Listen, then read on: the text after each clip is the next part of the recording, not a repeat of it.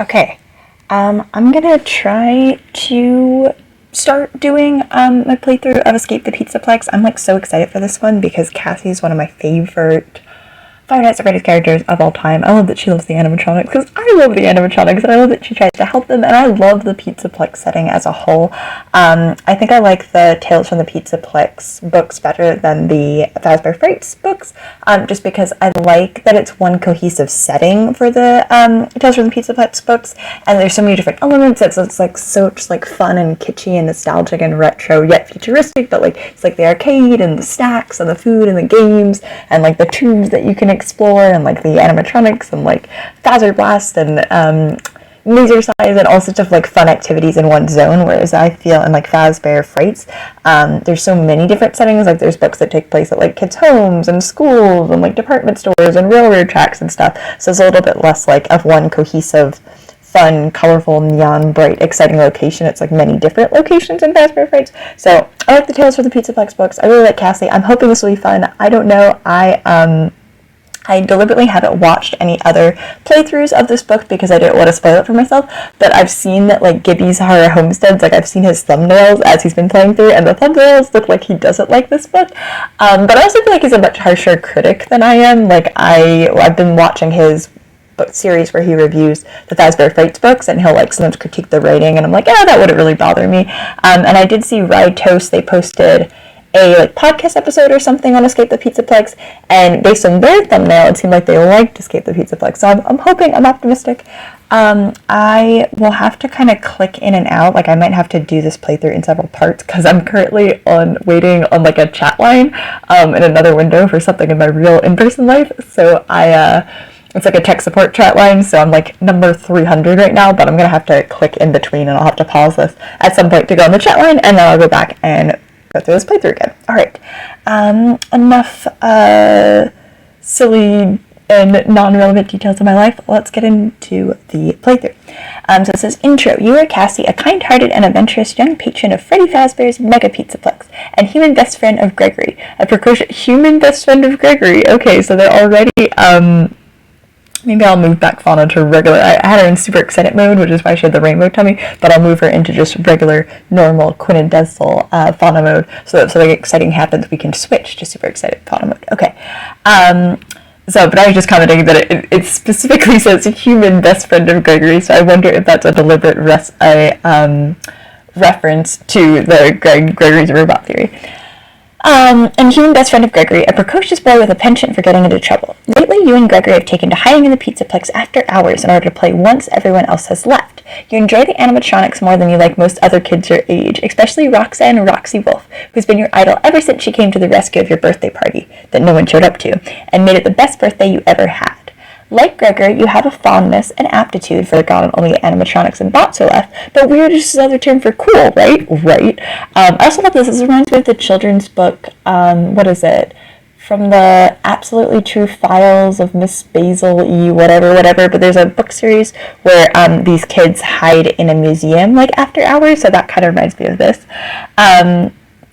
Be careful though, security's gotten much tighter lately. Ooh, I wonder if we'll have a Vanessa or a Vanny reference. Due to Gregory's mischief, management has splurged on renovations along with adding keypads and intercoms. Tonight, Gregory says he has a special idea for what to do, but insists it has to be a surprise, which you're willing to go along with, you think. As much as you enjoy your time in the Pizzaplex with Gregory, he can be known to take things a little too far sometimes. I also wonder if this will be evil Gregory characterization, or normal, charming, mischievous boy Gregory characterization, because I know with the whole, like, what is it, GRRY or whatever story, where it's like he might have been under like Spring or Glitch Trap's mental control, he might have like committed murders, ? So we'll see if, like, in this book, if he's characterized as evil, or I guess it depends on the time. It depends on the multiple playthroughs, right? I'm sure there's endings where he's evil. I'm sure there's endings where he's maybe just a mischievous young gentleman. So we'll see. All right. As much as you enjoy your time in the Pizzaplex with Gregory, he can be known to take things a little far sometimes. Still, you wouldn't want him to think that you're not up for whatever plans he has in mind. As Gregory's games play out, you'll have many choices to make, which will lead to various outcomes. If you find an item that might help you during the night, write it down for later.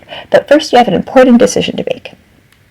you have to play on easy difficulty, add flashlight, body keychain, and food service keychain to your inventory and tap/touch here. If you want to play on normal difficulty, start out with only your wits and tap/touch here. Oh, and you have shortcuts to all the knights. That's kind of interesting. I guess that could help if you don't want to like go all the way back to the beginning. Let's do normal difficulty. Okay. And is the recording thing still working? Okay. The only thing I don't like about this is I have to like switch from window to window, and I'm always worried that the audio has like synced out and I can't see. So I'm gonna try to like read in the OBS window as much as possible so that I can actually see Fauna, so I can make sure her mouth is moving. And actually, on that subject, let me make sure. Okay, I'm still in queue. Okay. Alright. It's finally closing time at Freddy Fazbear's Mega Pizzaplex. Shrouded behind a thick pillar in a dark corner, you and Gregory hide and wait for the last of the Pizzaplex patrons to trickle out the front entrance. After a while, the last of the families leave, carrying their arcade prizes and half-empty plastic souvenir cups, and the heavy door snaps shut, locking after them. A few cleaning bots appear, sweeping through to gather up all the dropped popcorn and discarded candy wrappers as the lights dim, leaving only the neon signs to cast their sharp, vivid glow across the main lobby. It gets quiet, so quiet you can hear the faint buzz of the lights, and Gregory's breathing where he hides beside you. Everyone's gone, Gregory finally says. Let's go. He moves deliberately but silently. There are still security bots roaming around after all, and you follow, staying close and keeping an eye out as you cross the lobby and head for the stairs that lead up to the main stage area. You pass the giant Freddy fountain at the lobby center, being careful as you travel, but by now the two of you know what to expect and how to avoid discovery. A few bots aren't going to stop you. At night, the Pizzaplex becomes your playground. And what a playground it is. Even when empty, there's a busy energy to the space. It's like there's a song playing, something you can't quite make out, but one that never stops, even at night. Not that you can really tell it's night. Other than the lowered lights, the Pizzaplex feels almost the same at night as it does during the day. Almost. I like the liminal space aspect of this. You know, it's like the Pizzaplex after hours, so it's like almost the same as it is the day, but there's something just a little bit uncanny about that. I think that's really cool. Okay, Gregory moves like he has a plan already, though he didn't bother to mention anything earlier when you both were waiting for everyone to leave. But at this point in your friendship, you can tell where he's got an idea in mind. If only he'd give you a hint or two. Where are we headed, you ask? Shh, he says, but gestures for you to keep following. You realize your destination sure enough. Heading past the main stage, you enter the hall where the mascots, the glam rock animatronics, have their green rooms. They run the line, first Freddy's, then Rocky's, then Monty's, and finally Chica's. Roxy is your favorite, but Gregory leads you into Freddy's green room, where Freddy is standing in the corner. From the way Gregory runs over to him, it's clear Freddy has been waiting. The animatronic comes to life as you approach, eyes going bright and a wide smile stretching across his face. Hello, Gregory. Can I do the bear voice? Probably not. Hello, Gregory, Freddy says happily. Hello, Cassie. Are you ready to play the game? Game, you say? What game? Gregory turns back to you with a mischievous twinkle in his eye. Tonight we're going to play hide and seek. You and I are going to hide, and Freddy's going to seek. Oh, I cannot anticipate this going terrifyingly at all. Oh. It's also interesting because I was thinking there's two Fazbear Fright stories that have to do with hide and seek. I think it's like, I don't want to say Ready Player 2 because that's an actual book, but there's two separate stories. There's, I think, Hide and Seek, which is about the boy obsessed with beating the Shadow Bonnie game, and then there's a separate story which is about a girl growing up whose best friend disappears in a Freddy Fazbear's pizzeria, and she goes back years later as an adult to try to figure out what happened to her friend. I can't remember the name of the story. If I can figure out how to edit, I'll put it as like a little annotation on the screen. But I was just thinking that earlier, that there's at least two separate stories about hide and seek in like the Fazbear universe, and this would be like the third example of it, which is also interesting because I think that game has like the perfect blend of like nostalgic and it's fun, but there's also something a little creepy about hide and seek. Like there is something a little bit creepy about like hiding and trying to be as quiet as possible, and your friends, and you know they're your friends, there's nothing scary about it, but there's something a little bit unsettling of like they're looking for you and you can't, you don't want them to let you find them. So I think hide and seek works well for kind of like a nostalgic, cute, like children's horror series. For that reason. Alright, going back in. Oh, okay, you were a little worried about what Gregory had in mind, but hide and seek is simple enough, and it even sounds like fun. What are the rules? Gregory says, we don't need rules. We can hide anywhere in the Pizzaplex, but the first one to get found by Freddy loses. Wait, says Freddy, holding up a finger. Don't forget, Gregory, there is one rule. You both get a head start before I start looking for you. Cute. I like that this is wholesome Freddy. A head start sounds reasonable enough, though Freddy doesn't elaborate on how long you have to hide. When do we start, you ask? Gregory smiles. Now, he cries, and dashes off before you can protest. You pout and cross your arms. Typical Gregory. Not outright cheating, but he certainly could have given you more warning. Time is ticking, Freddy says. You don't waste another moment. You run off, but by the time you get into the hallway outside the green room, Gregory is long gone. You take a few more steps, then slow, unsure which way to go. After all, the Pizzaplex is huge. The Superstar Daycare, Chica's Mazer-size, the prize counter. There's so many places you can think of to hide that you don't know where to start. The hallway leads off in opposite directions, so picking which way to go would be a good start. Your gaze is also drawn to the door to Roxy's green room, which is a short walk away and open. Roxanne Wolf, with her wild silver-haired, edgy punk rock style, is your idol. You can still remember how sad you felt when you had your birthday party at the Pizzaplex and none of the kids you invited showed up. It was Roxy who came to your rescue, singing and dancing and making sure you had fun. Because of her, it turned out to be the best birthday ever, and Roxy has been your favorite member of the glam rock animatronics ever since. You know the Pizzaplex like the back of your hand.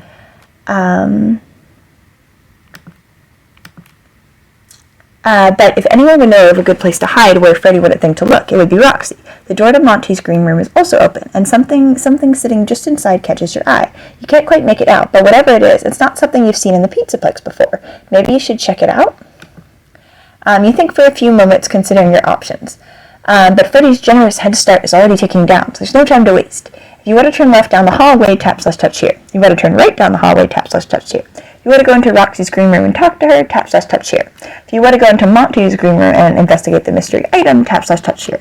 Of course, I want to see Roxy. I like animatronics, so let's pick that.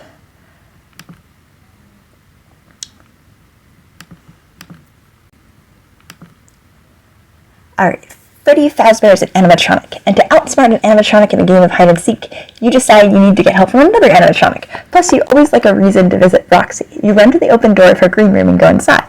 As always, it's aglow in awesome neon green and purple light, with white and black checkerboard flags and tires from Roxy Raceway decorating the walls. It's so cool, you wish you had a room just like it.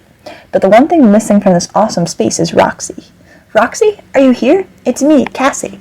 You step farther inside and look around, but your favorite rock star is nowhere to be seen, which is strange. After operating hours, the glam rock animatronics usually return to their green rooms until it's time for the Pizzaplex to reopen in the morning. Maybe Roxy is in the rehearsal room, or deeper in the bowels of the Pizzaplex. I feel like if you refer to something as bowels, there's already a sign that something's not right about the location, or deeper in the bowels of the Pizzaplex, getting maintenance done. You want to continue searching for Roxy to figure out where she might have gone. Unfortunately, you don't have time and you've already wasted enough of your head start. You need to take a different direction if you're going to find a good hiding place and evade Freddy longer than Gregory does. There's no way you can let him win. You'll never hear the end of it. You leave Roxy's green room, heading back to where you came from. I also wonder if this hide-and-seek game is like a pretext for Gregory. If Gregory is evil, or at least is hiding something, has ulterior motives, etc., etc. I wonder if this hide-and-seek game is an excuse to keep Cassie and maybe even Freddy distracted while Gregory does ulterior things. So I wonder how important this hide-and-seek game really is on the scheme of things. Anyway, there's no way you can let him win. You never hear the end of it. You leave Roxy's green room, heading back to where you came from. If you want to turn left down the hallway, tap/touch here. If you want to turn right down the hallway, tap/touch here. If you haven't visited Monty's green room yet to investigate the mystery item and want to, tap/touch here. I think that we should try to visit more animatronics, so let's pick the Monty option. You decide to head down the hall to Monty Gator's green room and check out the strange item. But as curious as you are, you move cautiously. Of all the animatronics and bots in the Pizzaplex, Monty is the one who creeps you out the most, though you're still not sure why. It's probably just because of his big alligator claws, or maybe it's his teeth. His many, many teeth. Still, that it's interesting that the three main, Roxy, Freddy, and Monty are all predators, or Bonnie is the only, that's a lie. Bonnie and Chica are the only, prey animals, so it's a little, counterbalanced in favor of predators, and Bonnie's dead. I don't know if he's dead yet in this retelling, but he does eventually die, so then it becomes a 75-25% split, predators versus prey animals. And I don't know, I think Monty is so cool. I love underwater animatronics. I think that's so cool. I love underwater horror. I love sea monsters and stuff. And so I really think they should do more aquatic stuff with Monty. I think that would be really cool. Okay. his many, many teeth. Still, that apprehension doesn't stop you from investigating what it is that you spy through his open doorway. You pause just inside the green room, which more than the other green rooms is literally the greenest. Giant stars light up the emerald walls, illuminating the images of Monty that decorate them. There are some leaves growing in the corners, which gives the room a vaguely tropical feel, but you're pretty sure they're plastic. Oddly, Monty isn't anywhere around, but maybe he's getting maintenance done before the Pizzaplex reopens in the morning. Regardless, you didn't come here looking for Monty. There, a few steps away, is the thing you spied through the doorway, a crate. A sleek, brand new crate. It's not small, but it's not as big as some of the storage crates you've seen in other parts of the Pizzaplex either. What could be in there? A new decoration for the walls? Maybe an upgraded instrument? You move closer, your curiosity getting the better of you. You've never been good at ignoring a mystery. When you try to open the crate, the lock flashes red at you. You fiddle with it for a few seconds, but Freddy's head start is ticking away and you don't have time to waste. From what you can tell, only a key card is going to solve the mystery of whatever this crate contains. You want to go back to where you came from and turn left down the hallway, tap/touch here. You want to go back to where you came from and turn right down the hallway, tap/touch here. If you haven't visited Roxy's green room yet and want to, tap/touch here. Okay, so now we're down to right or left. I feel like Gibby always picks left, right? So just to be different, I guess, and to have a different experience, because I'm going to watch his playthrough after I do mine, let's do right.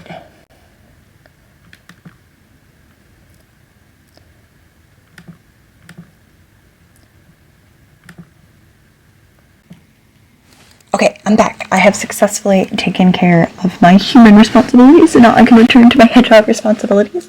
After some thought, you decide to take a right down the hallway and head back into the Pizzaplex atrium. There you pause to think again. There are so many areas to choose from, any one of which might be a good hiding spot, and it's hard to decide where Freddy will be the least likely to look for you. A part of you still wants to look for Roxy and ask her opinion, but you don't want to turn back now.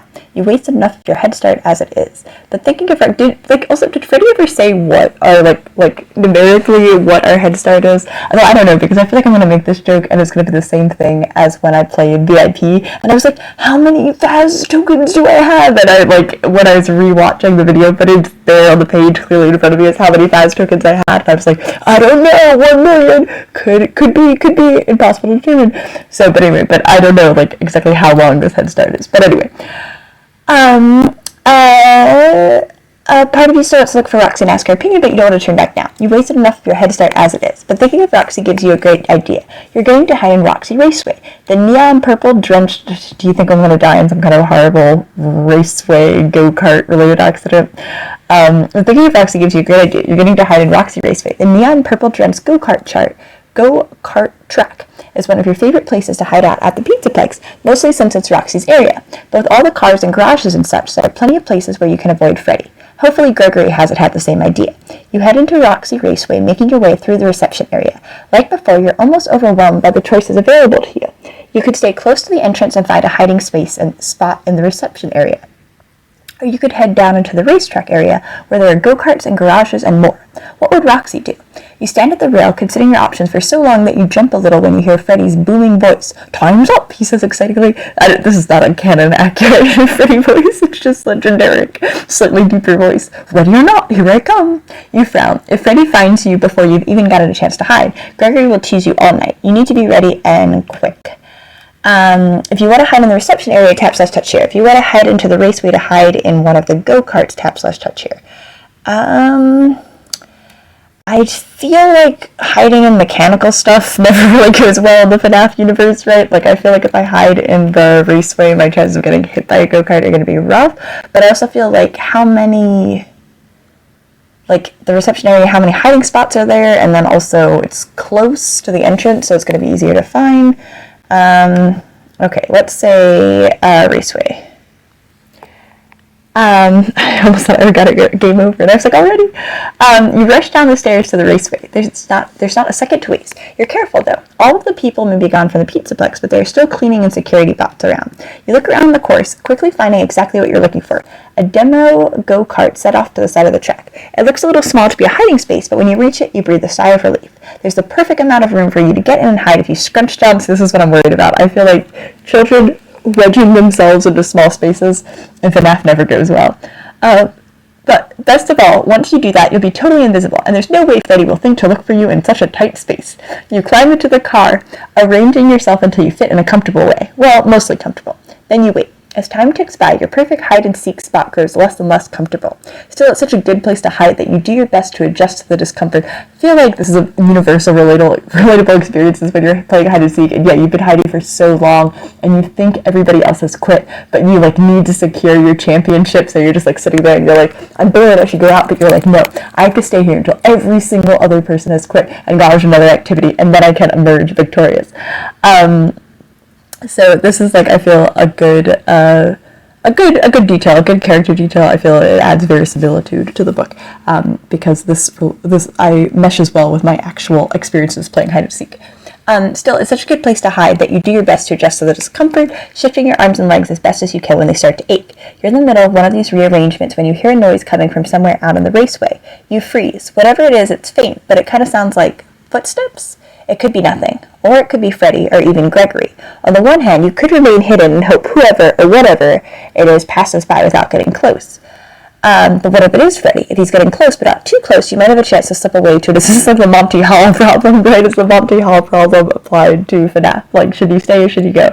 If he's getting close but not too close, you might have a chance to slip away to another hiding spot before he discovers where you are. You clench your toes. Your leg is starting to fall asleep and ponder what to do. If you want to remain hidden, tap/touch here. If you want to peek out and see what's moving around, tap/touch here. I think we should remain hidden. I can't actually remember the actual solution to Monty Hall. I don't know if in Monty Hall it's better to switch or stay. But for hide and seek, I think moving increases your chances of being seen. You decide it seems wiser to remain hidden. You're not going to lose to Gregory just because Freddy manages to spot you peeking out from within the go-kart, even if it is getting more uncomfortable with every passing minute. The noises grow louder. Then, Cassie, Gregory, where are you? It's Freddy for sure. Good thing you weren't tempted to accidentally reveal yourself. You grin. Freddy is moving through the raceway, obviously searching for you, but it doesn't sound like he's headed in your crash.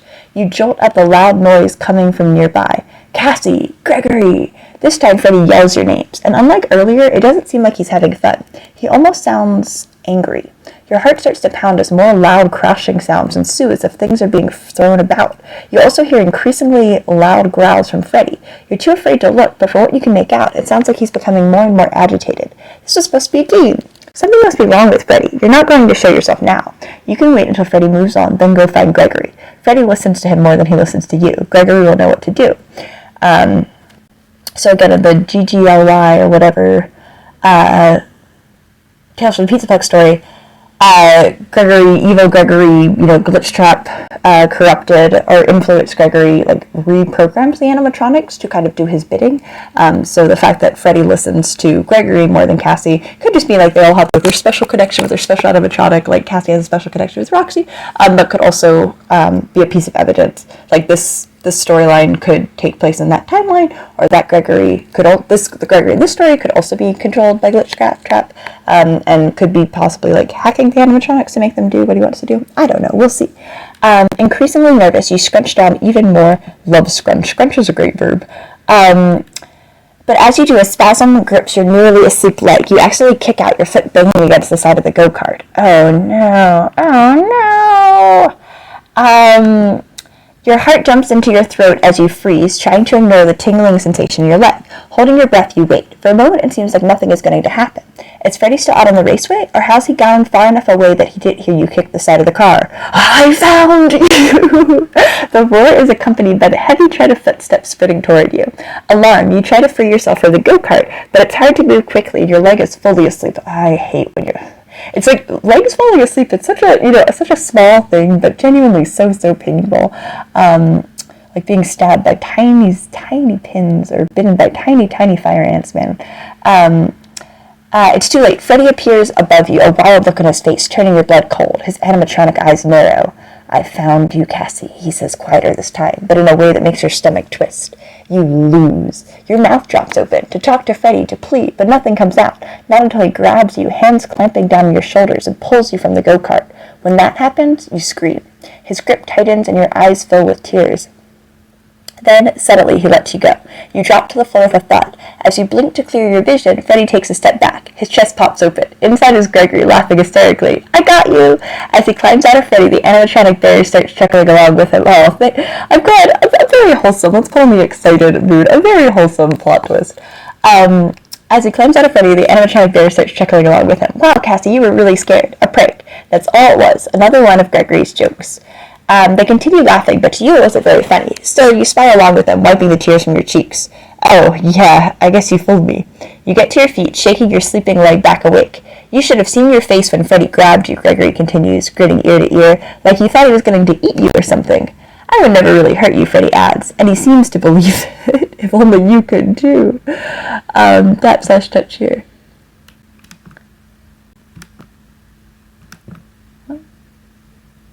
Okay, night 2. Alright, we survived night... I guess if it's like the games, right, night 1 is always the easiest. But we survived one night. The entrance doors to the Pizzaplex snap shut, locking after the last patrons leave. Once again, you and Gregory emerge from your hiding place, ready for another night of hijinks. Gregory seems in high spirits, but after what happened last night, you're feeling nervous and a little reluctant as he leads you back to the glam rock band's green rooms. Don't worry, Gregory reassures you as you head up to the lobby stairs. No tricks tonight. We can play a real game of hide and seek. You slow down a little as you get close to Freddy's green rooms. I don't know. Why don't we play hide and seek alone tonight? Just the two of us. Whoever hides from the other the longest wins the game. Gregory scoffs. What fun is that? Besides, he passes by Freddy's room without going in. I've already set tonight's game up. He turns into Monty's green room. Oh, are we running from different animatronics every night? That's so fun. He turns into Monty's green room and heads over to the animatronic, who's leaning against the wall. The glam rock gator appears to be waiting for the two of you. You hesitate in the doorway. What do you mean? Gregory grins. Freddy's taking the night off. Tonight, I programmed Monty to play with us. We'll hide and he'll seek. You look at Monty, who grins. I'm ready to rock and roll, Gregory. I can't do the different voices. I wish I could. Let's do this. He gives you 2 scaly thumbs up.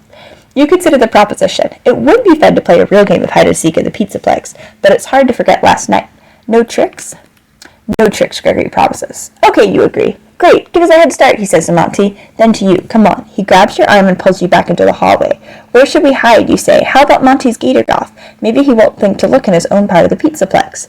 Gregory rolls his eyes. No way, I have a much better idea. We should go hide in Bonnie Bowl. Oh, I wonder if there'll be clues to the ongoing Did Monty Kill Bonnie mystery. Without waiting for you, he dashes off, leaving you unsure whether to follow or hide on your own. Wait, you call after him. What if we hide together someplace Monty never goes, like the backstage office, where the stage controls are? If you want to follow Gregory and hide in Bonnie Bowl, tap/touch here. If you want to hide alone in Monty's gator golf, tap/touch here.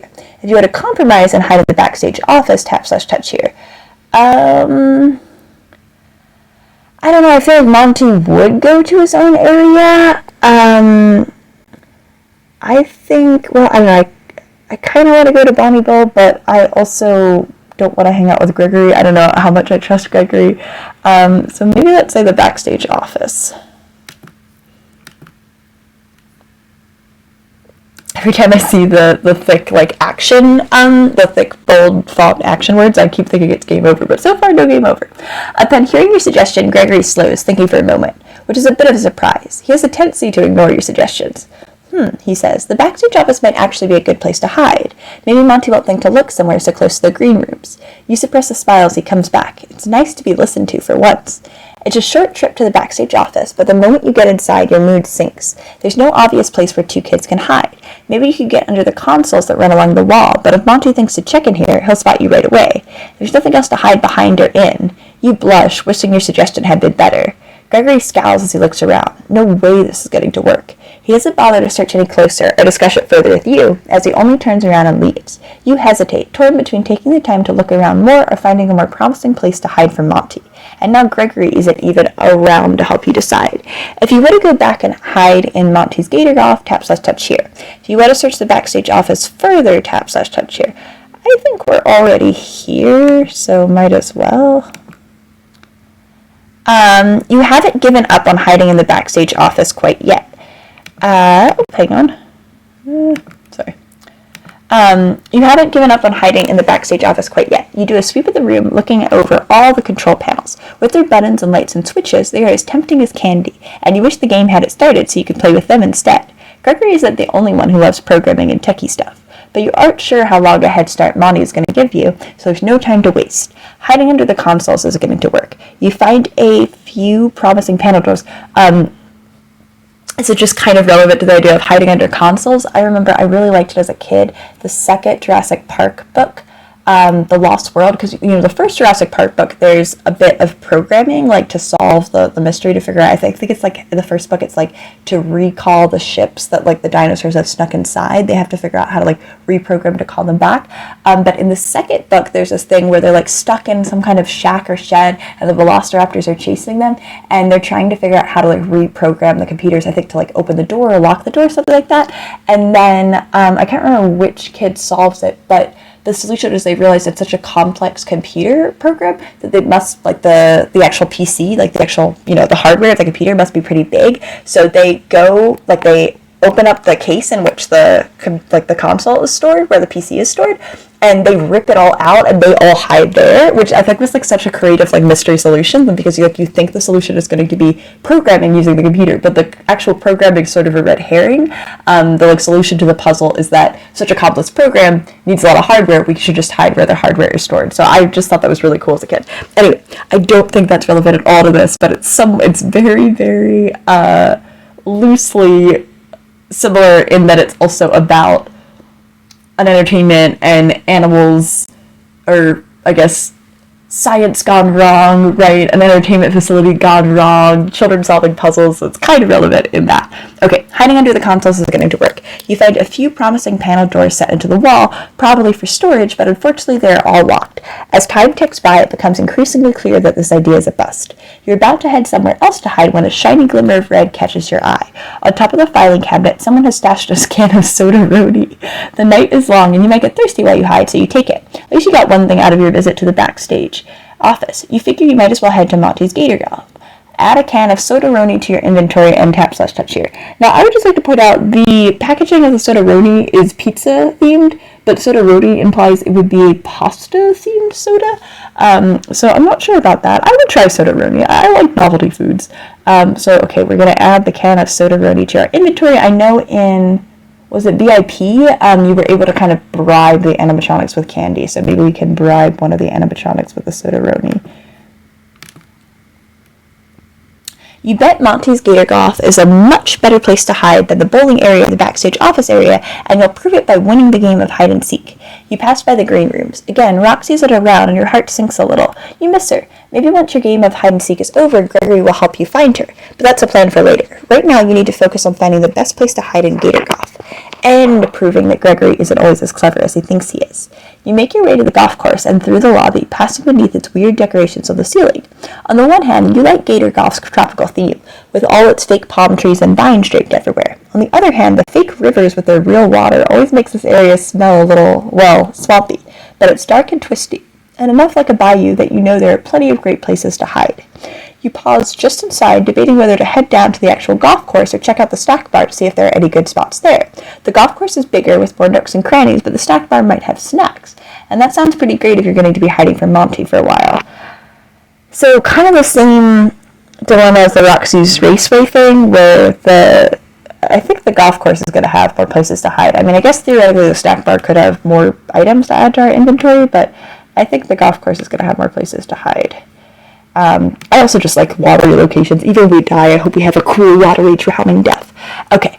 The moment you get to the bottom of the stairs to the mini golf course, you spot the perfect place to hide. The giant alligator mouth. Ooh, I feel like we're gonna get crushed. You can go all the way into the back of it where it's dark. Bonnie will never think to look for you there. Or we're gonna get stuck in the alligator mouth forever. I don't know, I just feel like there's a lot of deaths by misadventure that could happen here. You make your way over and carefully climb into the mouth. The tongue is weirdly soft, but it's shadowed enough in the back of the mouth that you must be invisible from the outside. You get comfortable next to a pair of fangs and wait. As the minutes tick by, you start to regret not grabbing a stack from the snack bar on your way down. Well, we do have the can of sodaroni, so that will provide much needed calories if we're locked in. Who knows how long it will take Monty to... Suddenly you hear noises in the distance, getting louder.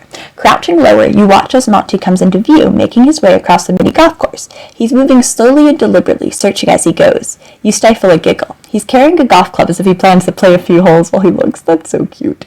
Gonna find you, he calls, stomping down the stairs. At the bottom, he seems to jerk, almost missing the last step and stumbling a little. Find you, he repeats with another spasm, this time in his arm. Ooh, is he going to, shatter himself? I wonder if this will be kind of a bridge to how the Pizzaplex became, the ruined Pizzaplex, you know?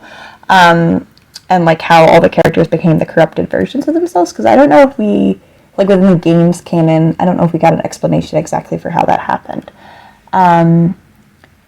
We definitely may have. This could be the classic fauna. We never got this information. Information is in bold and italics and 18-point font on the page.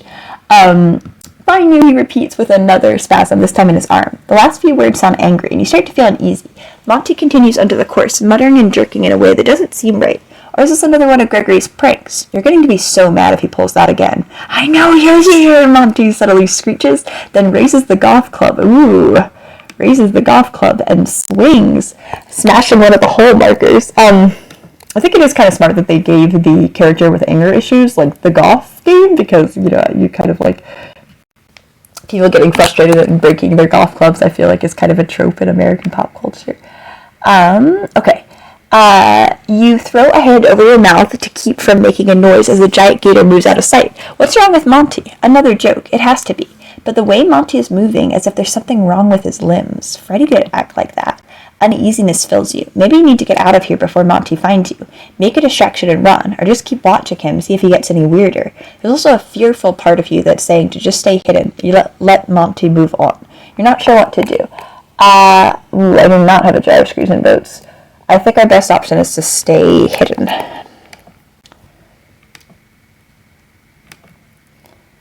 Oh, turned out it was not the best option. Whatever is wrong with Monty, it's gotten you too scared to risk revealing yourself. You keep to the shadows within the giant gator head as the noises outside it grow louder and more frantic. You can hear Monty muttering to himself, but you can't make out what he's saying. There are crashes and clangs, and every few minutes Monty stomps into view, twitching and stumbling as he makes his way around the course. You hold your breath, a cold sensation growing in your stomach. This has to be another prank, right? Another one of Gregory's games. And yet, no matter how hard you try to convince yourself of this, you can't manage to be brave and confront Monty, or even make a run for it. Instead, you scrunch yourself down among the gator teeth, hoping that it's as dark from the outside as it seems on the inside. Slowly, the noises start to get quieter. Then they stop. You hope Monty has moved along to another area of the Pizzaplex so you can go find Gregory. Find out if this is a joke, or if something really is wrong with Monty. You're just about to summon the courage to sneak out and make sure Monty is gone when you hear his footsteps again. He stomps into view, stopping directly in front of the gator mouth. Slowly, his head turns your way, twitching once before going still. Then, his eyes light up. They shine directly onto you. I found you, Monty says, moving forward and blocking all chance at escape. In the faint light, all you can see are eyes and teeth. You only have a moment to understand that this isn't a joke before Monty strikes. Game over. Okay. So, let's see. We have to go back to, I guess, that starting page. Is it going to give us a link? Okay. Let's try this night again. Alright. So I am becoming suspicious, right? In Ruin, like, the plot twist is Gregory is not, in fact, Gregory. And in, also in, like, Tales from the Pizzaplex, GGRY, is it GGRY? But whatever. Right, the plot twist is that GGRY is evil. So I'm wondering if this time we should go with Gregory, because if he is evil, like, I'm starting to get suspicious that we haven't seen Roxy. Did Roxy meet with foul play? And then secondly, I'm wondering if Gregory has set up this hide-and-seek game to distract us while he's going off and doing nefarious things. So I think this time we should try to follow Gregory, maybe. Okay. So let's follow Gregory and head to Body Bowl. Gregory doesn't wait for you. After thinking for a moment, you rush after him toward Body Bowl. It's not your first choice for a hiding place, but it's where Gregory wants to go. And if you stick close to him, it's unlikely they can pull off any more pranks like last night. You try to catch up, but there's a pair of security bots in the Pizzaplex lobby, which you have to avoid. It delays you, and you make it to Body Bowl just in time to see Gregory at the opposite end of the entrance atrium. Ooh, there's a lot of vowels in that sentence. In the opposite end of the entrance atrium, heading into the bowling area. You go that way too. As much as Roxy Raceway is your favorite part of the Pizzaplex, you do like Bonnie Bowl. It has a cool vintage look, and it is also home to the best ice cream. Gregory, you call after him as loudly as you dare, afraid to draw attention from the bots, or worse, Monty. Wait up! Either he doesn't hear you or he doesn't care because he goes directly for a door down near the far end of the lanes. You think it leads to the area behind the bowling lanes where the pins get reset. It's a good place to hide, and you're a little bummed that Gregory thought of it before you did. Again, I don't like these children hiding right next to the machinery, because again, I think nothing good happens in FNAF when children hide and wedge themselves into machinery. Even in like a real bowling lane, I wonder like how safe that would be to like go to where the pins get reset. Like what kind of force is the mechanical arm thing that like resets the pins? Like could that hit you and do damage? I don't know. I guess we're gonna find out. It's a good place to hide, and you're a little bummed that, but also if Gregory is evil, he could be setting us up. Like he could be luring us there so that we die and then he's gonna go someplace else. I don't know, I guess we'll find out. It's a good place to hide, and you're a little bummed that Gregory thought of it before you did. He opens the door and goes in, letting the door shut behind him. I guess we're not where the pins get reset. We're like in a door, so I guess we're not right by the machinery, or maybe like where the operator would sit. I'm not 100% sure. He opens the door and goes in, letting the door shut behind him. Once you reach it, you try to follow, but it's locked. You don't know the code for the keypad inside it. We need to get a keycard. This is the second time a keycard seems relevant. You pound on the door. Gregory, let me in! You wait, then try pounding on the door again, but he doesn't reply. Your head start must be running out soon. Giving up on Gregory, you look around. The ice cream parlor jumps out at you first. What better place to hide than somewhere with delicious frozen treats? But as you scan the bowling lanes, your eyes are drawn to Bonnie's old stage, surrounded by a heavy velvet curtain. Bonnie hasn't performed in ages, but maybe his stage would make a good hiding spot? If you want to hide in the ice cream parlor, tap/touch here. If you want to check out Bonnie's old stage, tap/touch here. Well, I feel like we could freeze to death in the ice cream parlor. But I do like ice cream. I think if Monty did murder Bonnie and has like simmering resentment towards Bonnie, I also don't know if we want to go to Bonnie's old stage, but I want to see animatronics or animatronic carnage if Bonnie's already dead. So I think we should check out Bonnie's old stage. You're curious enough about Bonnie's old stage that you wander over to it. It's surrounded by a velvet curtain with a sign that says the attraction is temporarily closed, which has been there as long as you can remember. Dust tickles your nose as you pull aside the curtain, letting what little light there is from the neon signs fall inside. Hang on.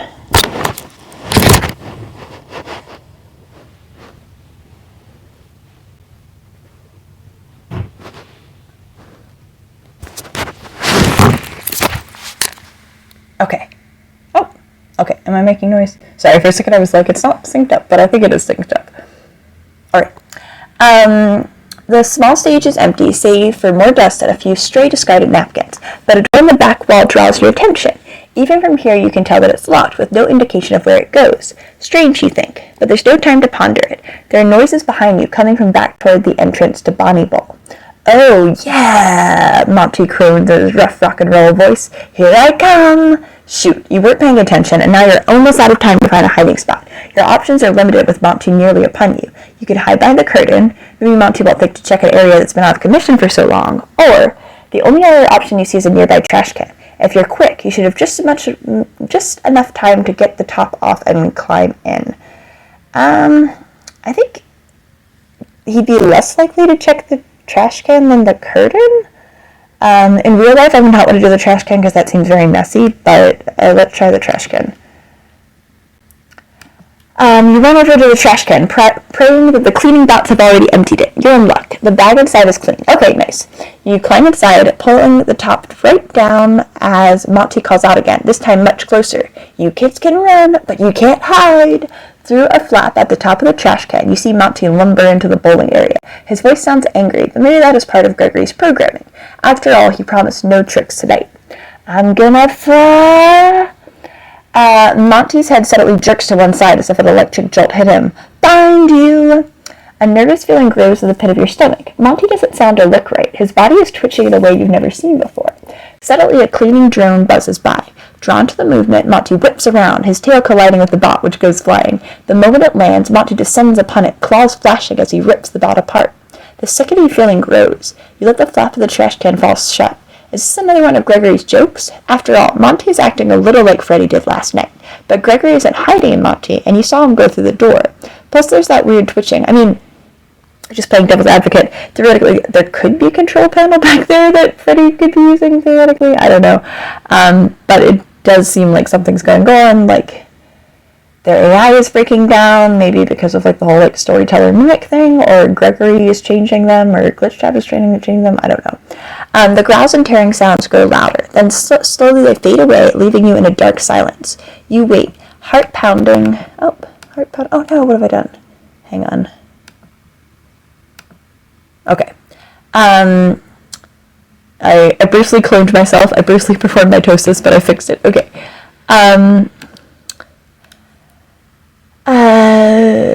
You wait until it's been silence. Oh, hang on.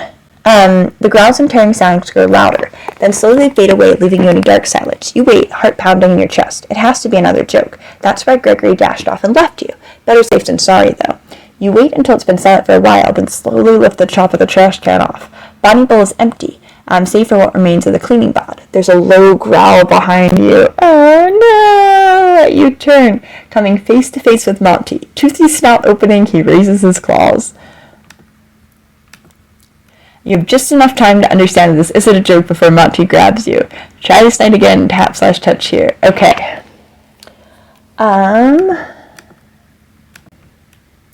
So let's... I don't know if there's a way to survive Bonnie Bull or if we should try Gator's Graph. I think in the interest of completionism, let's try to hide in the curtains and see if that helps. Oh, no, I did that last time. Okay, we did the curtains, but then we picked trash can.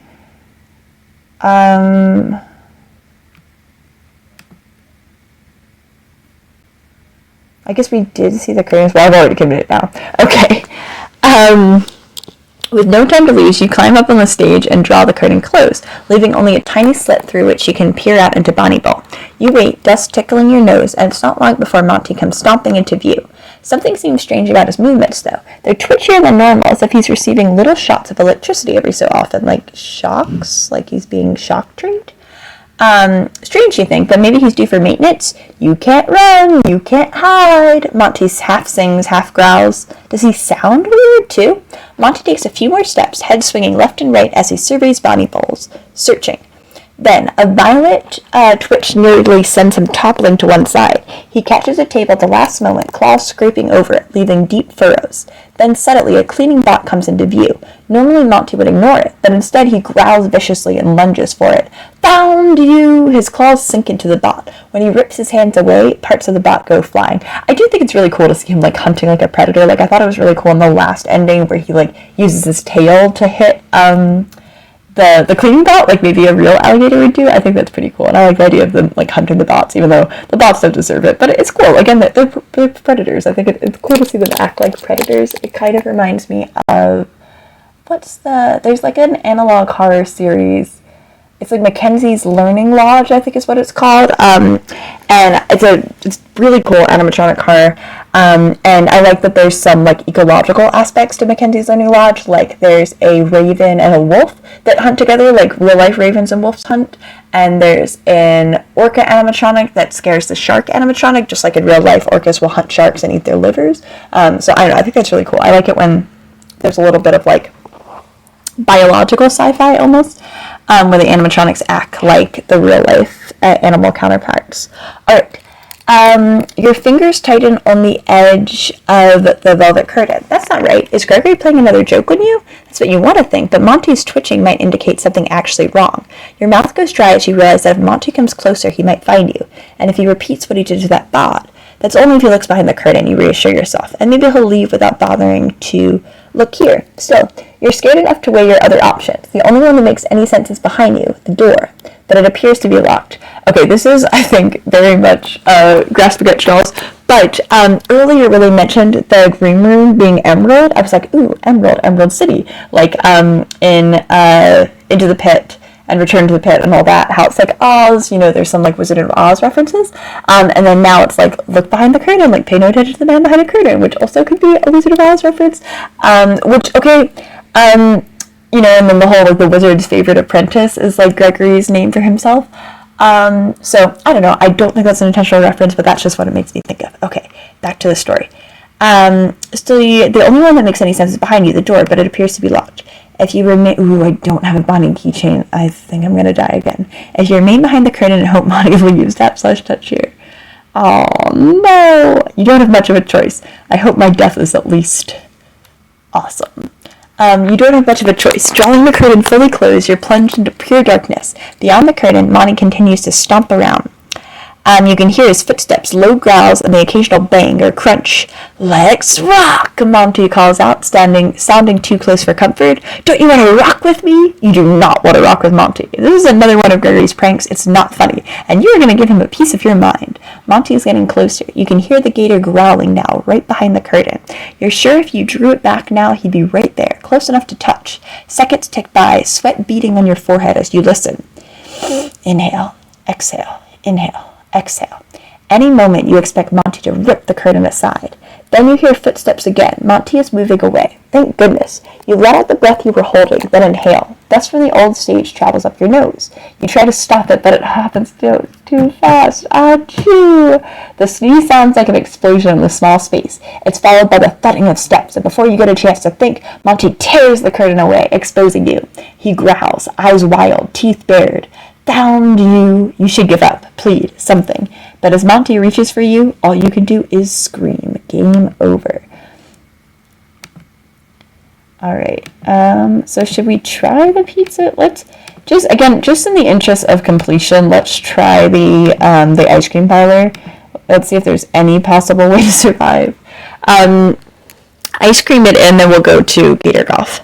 Ice cream it is. Let Gregory have his hiding place behind the lanes. You will be in the ice cream parlor, enjoying a frosty cone while you hide from Monty. You head over to the concession area, which looks like an old-timey soda fountain, all chrome finish with black and white checkered tile. A deactivated worker drone is slumped over the counter. Ooh, a previous Monty victim, mayhaps? But that's okay. You're happy to serve yourself. But before you indulge in a sweet treat, you look for a good spot to hide. Unfortunately, most of the counter has glass windows in the front, leaving only a curved area as a possibility. You're about to head to the back area of the parlor when you hear something in the distance. Oh yeah! It's Monty. Here I come! No time to look further, or indulge your sweet tooth. You can't hide from me! I'm gonna find you, kids! It's interesting, sorry, not to tangent every 20 seconds, but it's interesting because I know, Not Real Name, Not At All, talked about how in VIP, we see parts of Monty's character that we don't really get to see in Security Breach or Ruin. In Security Breach and Ruin, Monty's sort of like a villain, and as he breaks down, he becomes more and more kind of animalistic and corrupted. But in VIP, you kind of get to see more of Monty's personality. I remember my playthrough, and I know there are a lot of bad endings to VIP, but when I played it, I just kept getting the good endings, in part by incompetence and not understanding the rules of the game. So I had a pretty fun time playing, and it made me I feel like Chica and Roxy and Freddy and Monty are pretty charming in VIP, and you get to see their personalities more. But it's interesting that in this, you're not really seeing a lot of the good aspects of Monty's personality. You're seeing a lot of that anger, and you're seeing him start to degrade and deteriorate, which again makes me think that this is kind of a in-between story. It happens after VIP, but before Ruin, and this is maybe kind of an explanation for how Ruin happens, ? I don't know. Oh yeah, it's Monty. Here I come. No time to look further, or indulge your sweet tooth. You can't hide from me. I'm gonna find you, kids. Are you imagining it, or does Monty sound angrier than usual? There's more of a growl in his voice than there was in the green room. At least you think so? You're not sure. This is a stupid question. Okay, I'm so sorry for tangenting every 20 seconds. But can alligators make noise in real life? I don't know if I've ever heard reptiles make noise. I might look that up later. Okay. At least you think so. You're not sure, but if you don't hide quickly, Monty is going to find you standing out in the open like you're trying to lose the game. You could jump behind the counter, but what if Monty decides to snoop back there? The only other option you see is a trash can. You hesitate, wasting precious seconds as you debate which option would be best. So I feel like the trash can is going to dovetail with the other ending, so let's try counter. You leap up to the counter and slide over it, then crouch beneath the overhang. It's dark back here, but you feel something against your foot as you shift into a comfortable position. Reaching out, you pick up a metal cylindrical object. It's an ice cream scoop. Perfect, you think. Once you elude Monty and he moves on, you can make yourself a sundae. I do like that you can really see it. I feel like the characterization of Cassie as an optimist, because she continues it's gotta be a joke. Everything's gonna be fine.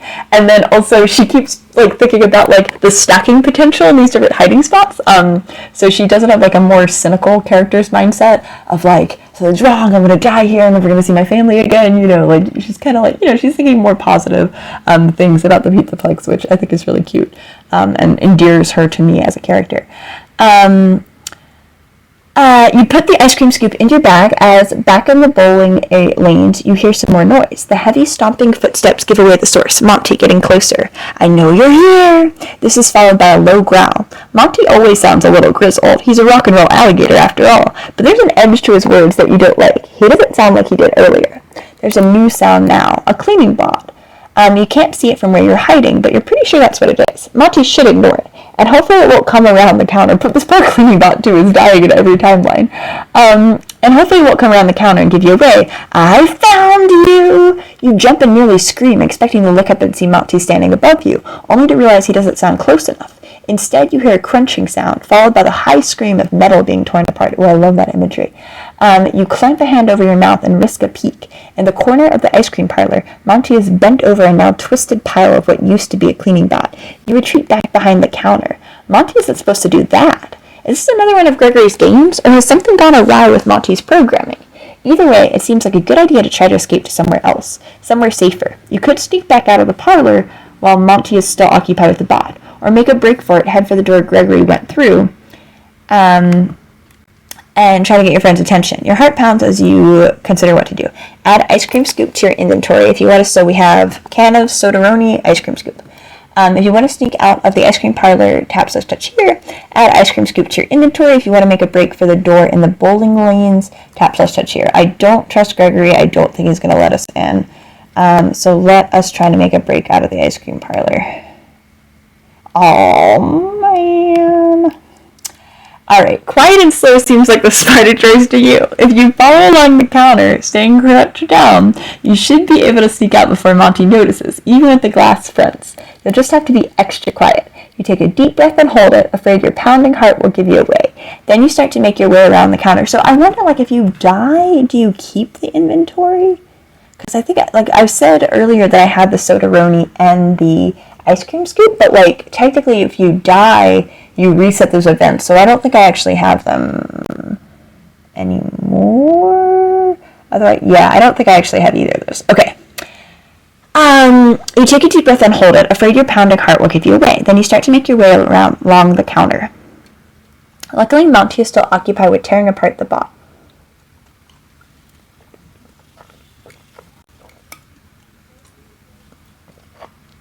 You move as fast as you dare, making it halfway, reaching the server bot that slumped over in its nighttime deactivation mode. It's in the way, but you quietly slip around, taking care not to accidentally bump it. Ice cream time! Suddenly the server bot springs alive.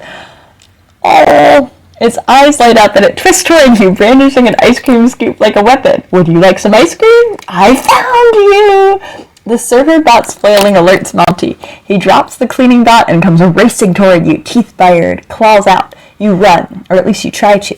Monty grabs you before you can run out from around the corner. You can't help it. You scream, I give up! But Monty's claws tighten painfully as he lifts you. Monty, you win! Gregory, where are you? This isn't funny. Monty's jaws draw closer. This isn't funny at all. Game over. Okay.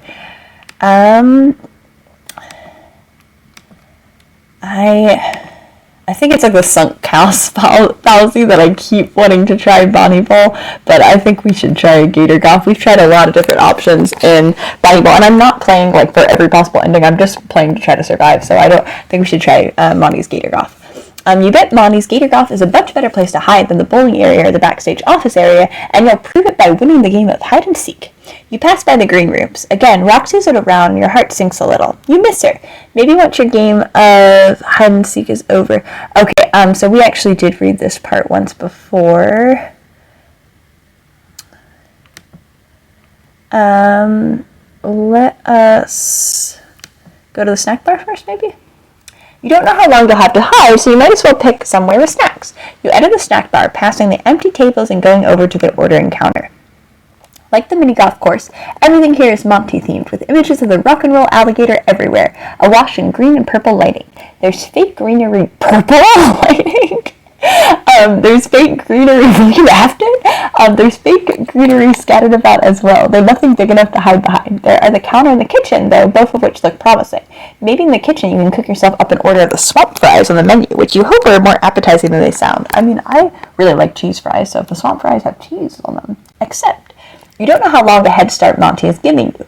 Gregory's probably hiding already, and you don't want to give him the satisfaction of being caught before you've even had a chance to hide. But the area seems empty for the moment, so maybe you have a few minutes to explore the snack bar further. If you want to search the snack bar area further before hiding, tap/touch here. If you want to grab a quick snack and hunker down right now, tap/touch here. I think we should look for clues, even though that might kill us. You can't resist the temptation to check out the snack bar further. Going around the counter, you peek into the kitchen area behind the snack bar. To your disappointment, there's nothing very interesting. The usual food production machines all shut down for the night. The only place to hide in here would be the industrial-sized fridge. You don't feel like being cold while Monty searches for you. Giving up, you start to go back out to the front counter when something on the floor catches your eye. The edge of a card, a key card! Yes! The edge of a card is sticking out from beneath one of the prep tables. You pick it up. It is a food service key card. Doesn't seem like it would do much good for you in Gatorgoth, but you keep it anyway, adding it to your bag in case it will come in handy later. Then you push through the kitchen area door, going back out to the front counter. Immediately you freeze. There are noises approaching and a chuffing sound. Like a chuffing is so cute. I think rabbits chuff.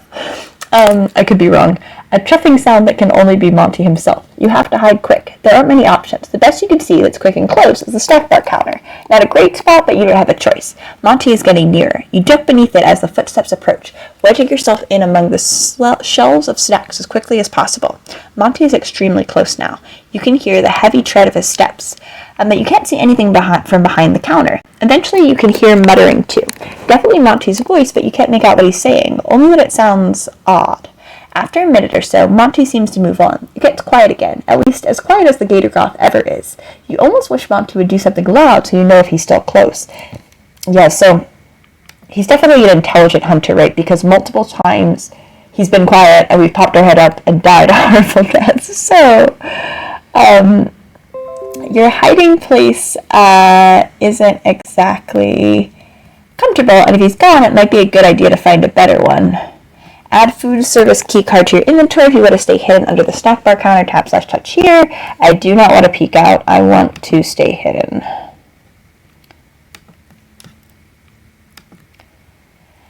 The way Monty is acting, you don't want to risk him finding you there, so you remain hidden behind the snack bar. From down on the course, you can still hear noises. Monty is stomping around, muttering as he does. Bang! Suddenly you hear a crash as if something has been broken. The squeak escapes you, and you slap a hand over your mouth, even though Monty must be too far away to hear you. More smashing sounds follow, along with Monty's growls. This must be another joke of Gregory's, right? But given the danger and destruction, you're not sure you're willing to risk it. You decide not to wait around and give Monty a chance to find you. You are going to find Gregory, and if he's pulling another prank on you, you're going to be furious. But you have to escape Gatorgoth first, which means eluding Monty. He's still on the course, so your best chance is now. But should you make a break for it and run, giving Monty the chance to find you, or crawl your way out of the mini-golf area, which will be slower but less risky? The crashing continues, and you need to decide. So I know into the return to the pit, I think it was, when you're trying to get out of your house to get to the pizza parlor and avoid the yellow rabbit, I kept thinking the slower option was going to be better, and I kept dying, and I think it ended up being the faster option was better.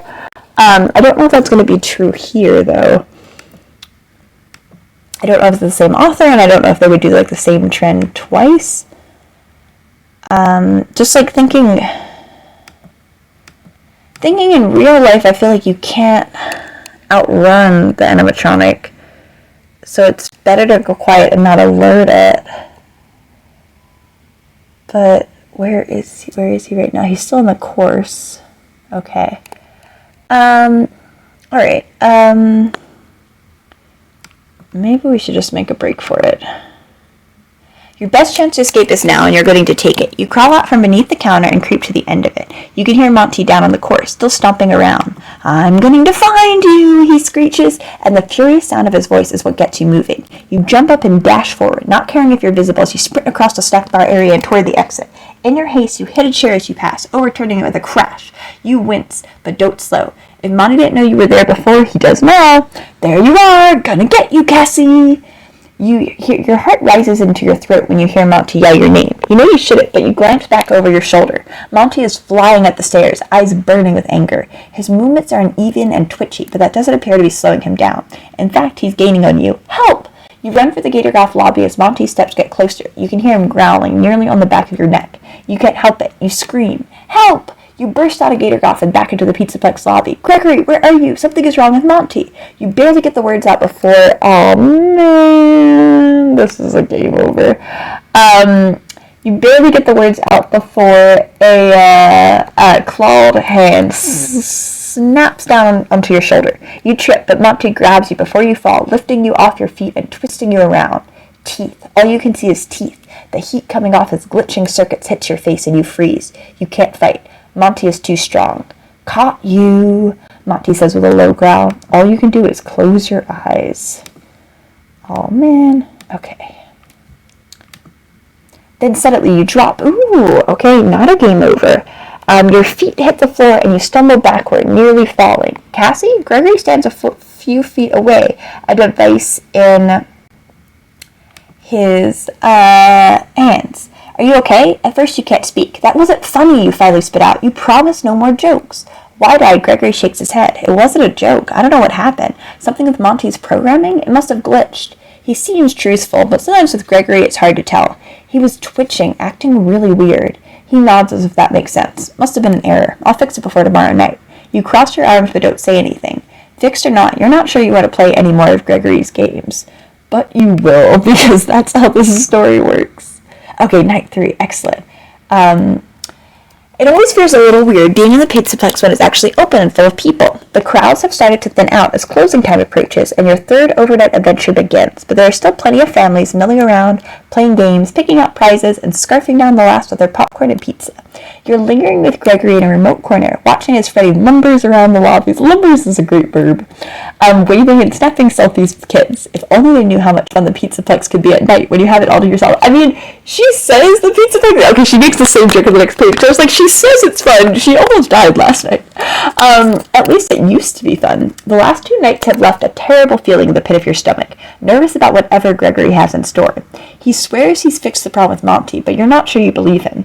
In fact, you're not sure there's a problem to begin with. Maybe it was an intentional glitch added by Gregory. His games have been getting so seriously lately. So real. If they are this dangerous, are they really games at all? Gregory is watching the people trickle out. Anticipation. I hope Chica is the next night, because I love Chica so much.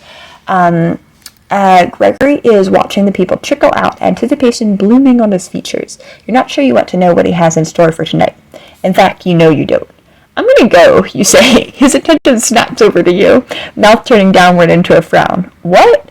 "I said I'm going to go." You start toward the door. "I don't feel like playing tonight." "Cassie, wait," he calls after you. "Don't go." But you don't listen. You stalk off, determined to stick to your decision.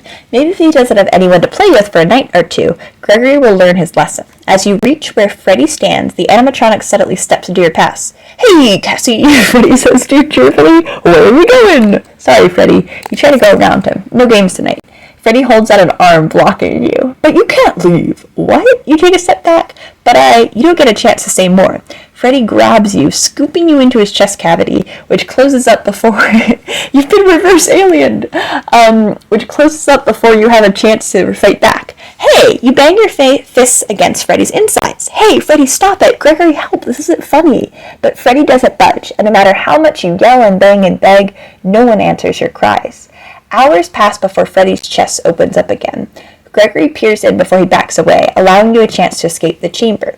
You tumble to the floor of Freddy's green room. "Gregory!" You're so mad you don't know where to start. You jump to your feet, hands balled into fists. "Why are you being so mean? I can't believe you." "Cassie, I didn't do anything." Gregory throws up his hands, face tight with apprehension. "It was all Freddy." "I don't believe you," you snap. You take a deep breath and let it out. Why are you bothering? You turn on your heel, ready to make for the exit. If Gregory thinks you're sticking around to play after this, he's got another thing coming. But Freddy grabs your arm, holding you back. "It's true, Cassie. I'm sorry, but I had to keep you safe." Safe? After the last 2 nights, it doesn't seem like your safety matters to Gregory or Freddy. What are you talking about? "I'm afraid the Pizzaplex is being Oh, I didn't do my Freddy voice. I'm afraid the Pizzaplex is being... Freddy pauses, thinking. Cleaned. You aren't sure what Freddy means, but you don't like the sound of it. Gregory? He nods. The Pizzaplex has activated a reagent. It's sweeping the whole Pizzaplex, getting rid of all the organic matter. Like you and Gregory, your stomach clenches. I think Freddy and I can stop it, Gregory continues, but we need to get you somewhere safe while we work. You're wary. This sounds like the setup for another prank. Where? The kitchen, Gregory says. We can hide you in there and focus on stopping the reagent. Still nervous, you follow Gregory and Freddy to the main kitchen, where all the food machines have been shut down for the night. Has this been recording? Okay, yes, it has been recording. Still nervous, you follow Gregory and Freddy to the main kitchen, where all the food machines have been shut down for the night. It's dark, and what little light follows you inside glints sharply off the stainless steel counters and shelves. See, that's beautiful imagery. Like, it's explaining industrial kitchenware, but just like the imagery of like the light glinting off the counters, I think is very beautiful. Despite being a kitchen, the only signs of food are stacks of boxes and cans, all sealed and neatly organized. The room smells more like cleaning supplies than anything you could possibly eat.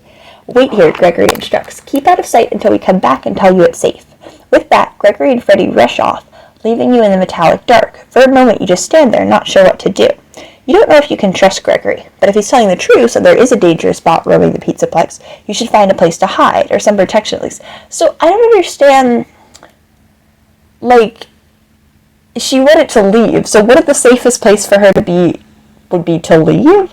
I don't understand the point of keeping her here. Unless the reagent would follow her home or something, like unless the reagent just doesn't want any kids breaking the rules, so even if she went home, it would, like, murder her? I don't know, but I feel there are flaws in this plan, because what is the safest place for her? Like, if they want her out of the way anyway to keep her safe from the reagent, why does she need to be here? I don't know. Whatever you do, you should make a decision soon. If you want to find a place in the kitchen to hide, tap/touch here. If you want to explore the kitchen further and look for a way to protect yourself, tap/touch here. If you want to follow Gregory and make sure this isn't another one of his pranks, tap/touch here. I think the middle suggestion is, like, the safest. Like, you're going to stay here, but you're also going to grab, like, some sort of weapon as a backup plan. Gregory said to hide, but after the last 2 nights, you'd feel better if you had protection of some kind. Even though you're not sure the reagent actually exists, you begin looking around the kitchen. The room is sprawling and dark, and eerily quiet compared to during the day when it would be bustling with service spots, making pizza and hot dogs to feed the hungry Pizzaplex patrons. It's so big that, if Gregory is telling the truth, you may not have the time to spend searching everywhere. There are lots of counters with lots of prep equipment. There are also dozens of cabinets that might hold something you can defend yourself with. And tucked in the back, there's a walk-in refrigerator. I feel in my heart of hearts there's a bad ending where you get locked in the walk-in refrigerator. Who knows what you might find in there? You glance back at the kitchen door, unsure of what to do. Or is there a body in the walk-in refrigerator? I don't know. I just feel nothing good can come with a walk-in refrigerator. You glance back at the kitchen door, unsure of what to do, but knowing that whatever it is, you should do it soon. If you want to search the fridge, like, could I barricade the kitchen door? If you want to search the fridge, tap/touch here. If you want to search the cabinets, tap/touch here. If you want to search the counters, tap/touch here. Okay. Let's say cabinets. There are cabinets running beneath all the long kitchen counters, and if you're going to find anything useful, that's where it's going to be. You start at the nearest one, pulling open door after door. Some are empty. Others have cooking equipment in them and supplies to make all the Pizzaplex's stacks, like boxes of pizza dough mix. But no matter how many cabinets you search through, you can't find anything that you might use to defend yourself. There's no knives in this kitchen. Gregory should have picked somewhere better to stash you. Then again, you're not even sure he's telling the truth. Maybe this is a prank too, a bad one, where you spend the whole night in the kitchen, bored too. You freeze as you hear a creaking sound. Crouching down, you watch as the kitchen doors open slowly and a bot rolls in. It's not like any you've ever seen before. It's big, all dark metal, and blank, buggy eyes that search the kitchen as it moves. 2 arms and nozzles, and you see tanks attached to the bot's back. This must be the reagent bot. Gregory was telling the truth. Your heart pounds as the bot moves farther into the kitchen. You stay where you are, it's only a matter of time before it finds you, but you can't run, it would spot you instantly. You look around frantically, trying to find a way out. The cabinet you just searched is almost empty. You could fit inside. But what if the reagent starts looking inside then? Maybe you should crawl along the kitchen counters, try to make your way through the room to the doors. And if you can get to the exit, you can make a run for it. See, it's got nozzles in the end of the arms and tanks, which makes me think that it's going to gas the kitchen. So that makes me think that we shouldn't hide, because if it gases the kitchen, like, if it sprays some kind of extermination bug spray, sort of reverse bug spray, because it's a bug, then we're going to die. So I think we should maybe try to make a break for it. I feel like so far it seems like a theme is the book has been rewarding valor, like rewarding trying to make a run for it. Like we survived Monty the time we tried to make a run for it. So let's try to crawl for the exit.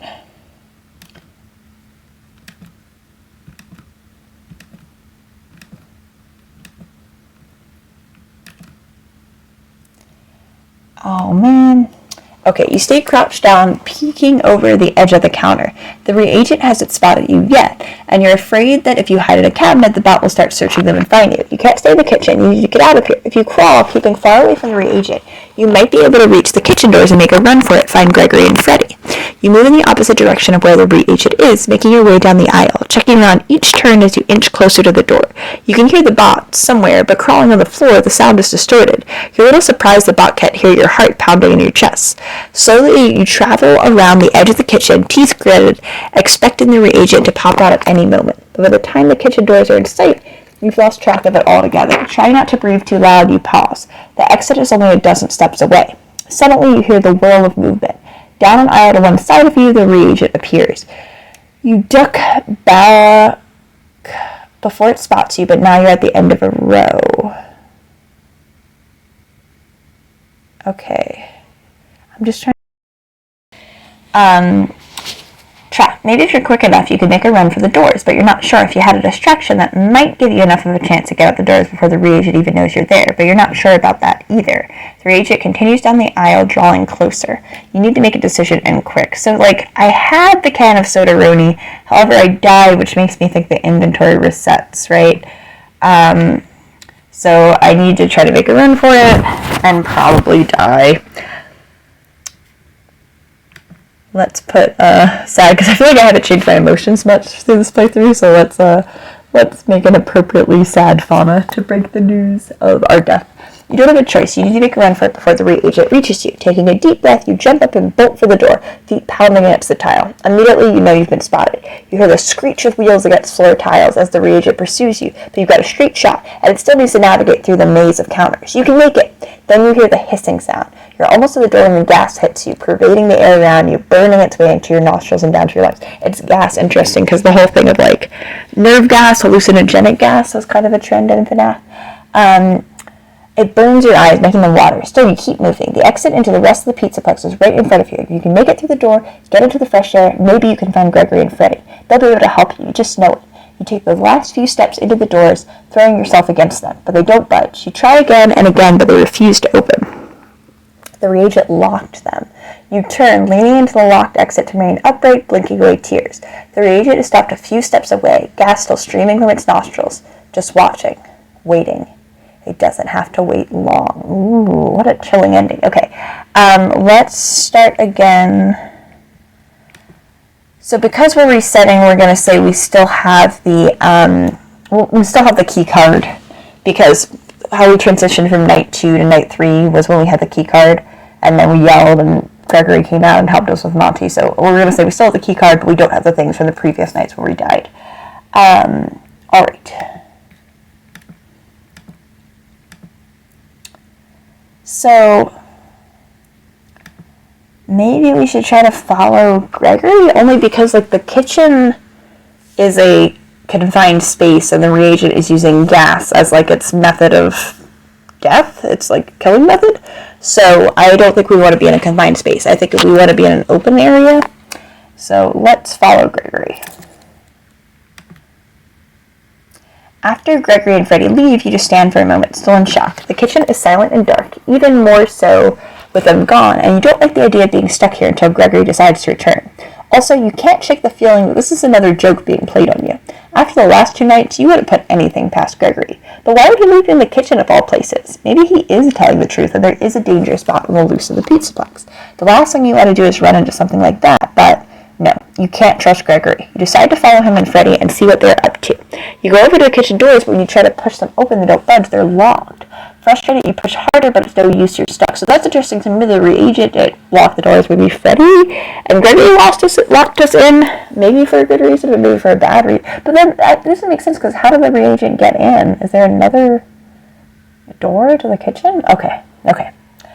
Frustrated, you push harder, but it's no use. You're stuck. You play with the keypad, because, like, sorry, I am aggressively tangenting, but, like, the only thing is, like, the reagent got in. It's like, I can understand maybe they locked me in to try to keep me safe, but the reagent got in, so unlocked the door and then relocked the door in that ending, or got in from another entrance.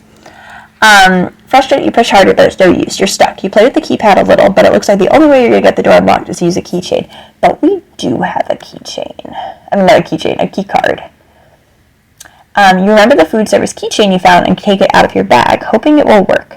One swipe later and the keypad lights up green. Success.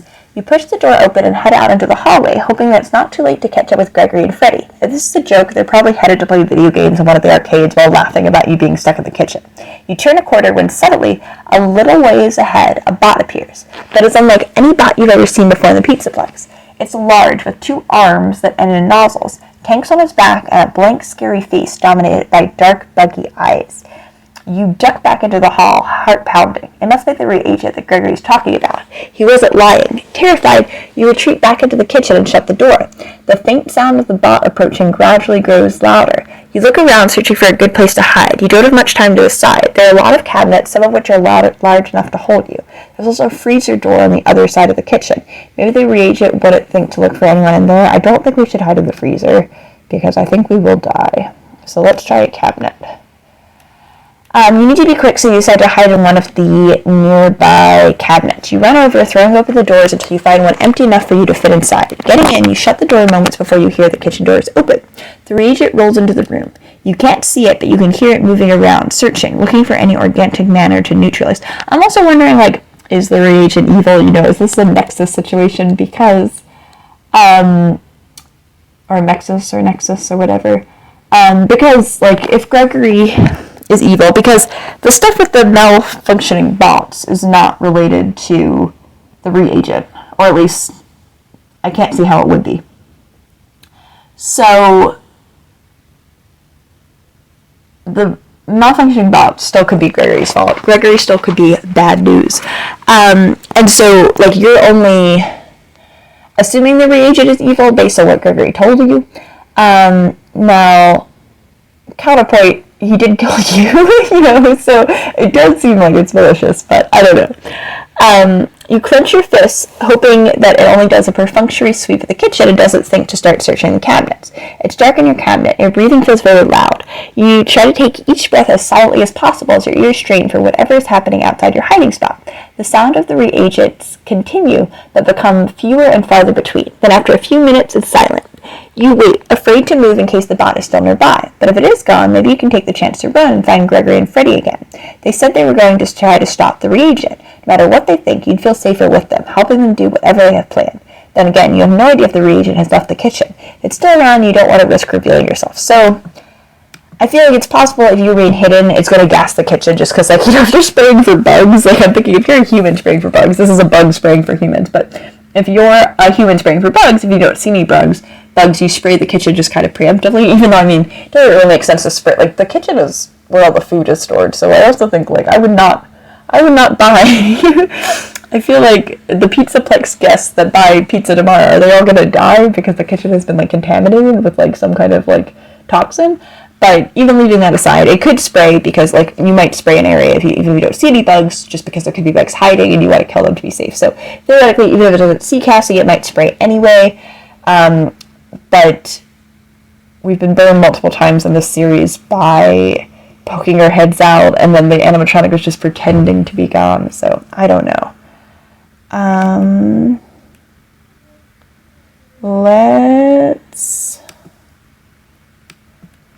Let's remain hidden.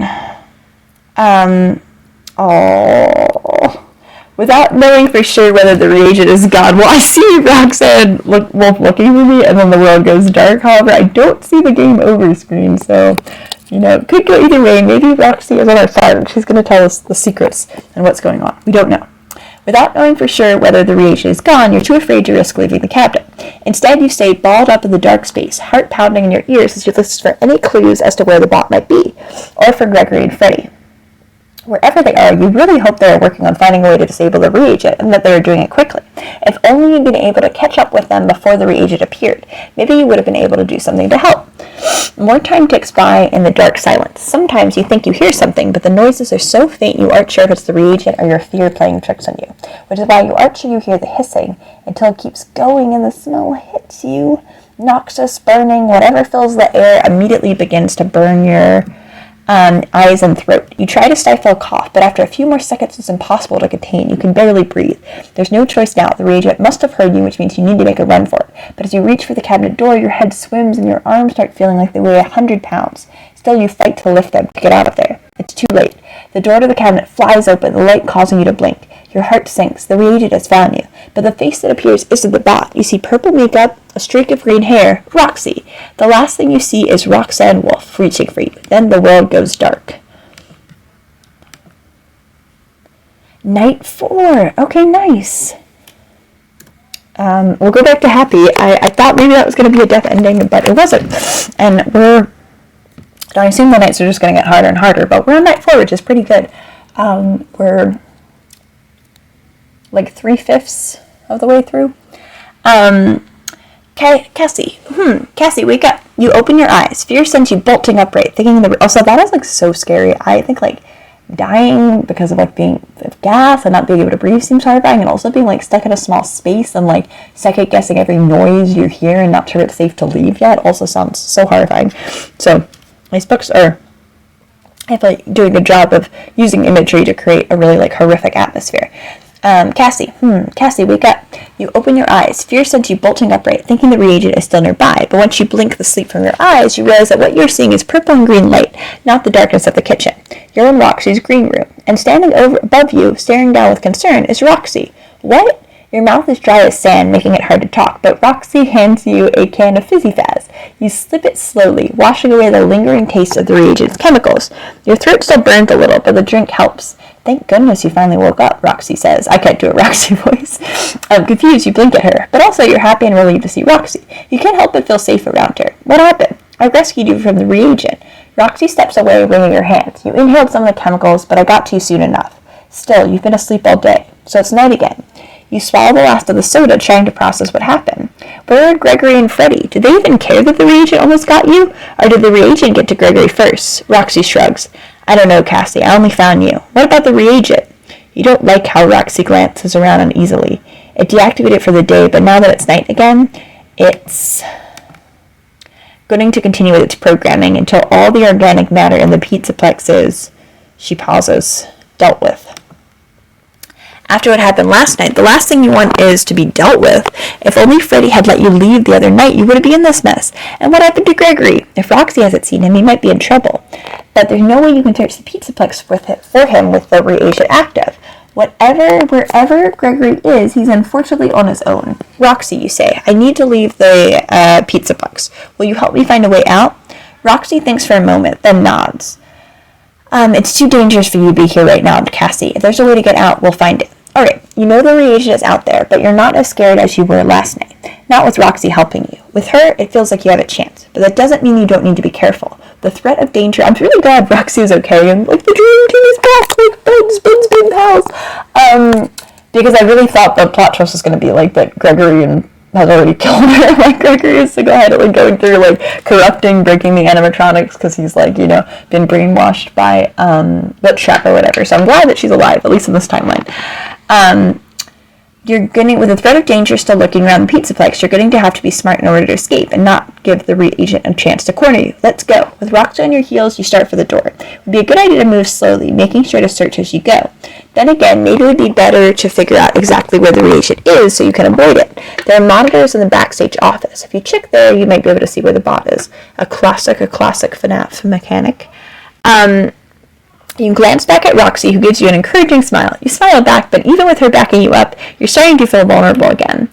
The reagent is really dangerous, and you'd feel better about traversing the Pizzaplex if you had some defense.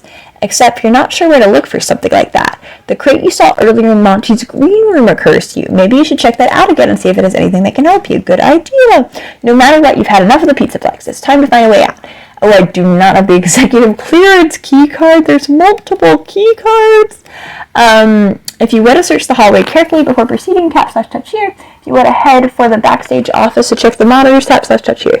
So I think maybe we should look in the hallway, like maybe the key card is there, and then head for the backstage office. I don't know if checking the hallway is going to waste valuable time, but I guess we'll find out. Peeking out of Roxy's green room, you look carefully down the hall in both directions. So far, so good. The reagent isn't right outside the green rooms, but for all you know, it could be around any corner.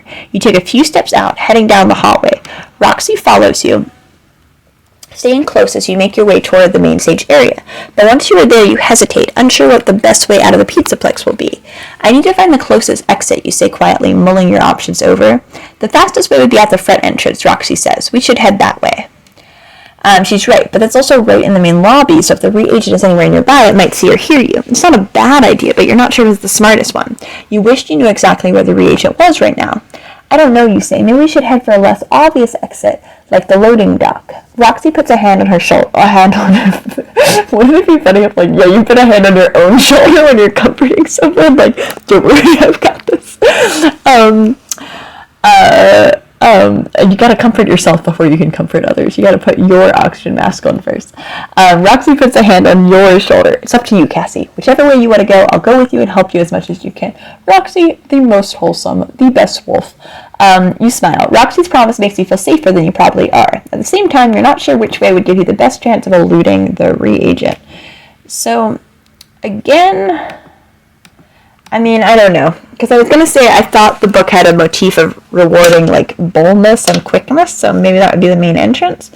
But I also think, like, exploring more, you want to find out some more mystery stuff. Let's go to the loading dock. You don't want to risk running into the reagent as you go through the lobby to the main entrance, so you decide on the loading dock instead, where there are doors, plenty of them, that go outside. It's probably the least likely place for the reagent to be. You head in that direction, Roxy staying close behind, and you make sure to go slow and check around every corner for the reagent. You see a few security bots making their rounds, and some cleaning bots too, but otherwise the Pizzaplex is as empty and quiet as every other night. You wonder where Gregory is right now. Is he still around somewhere?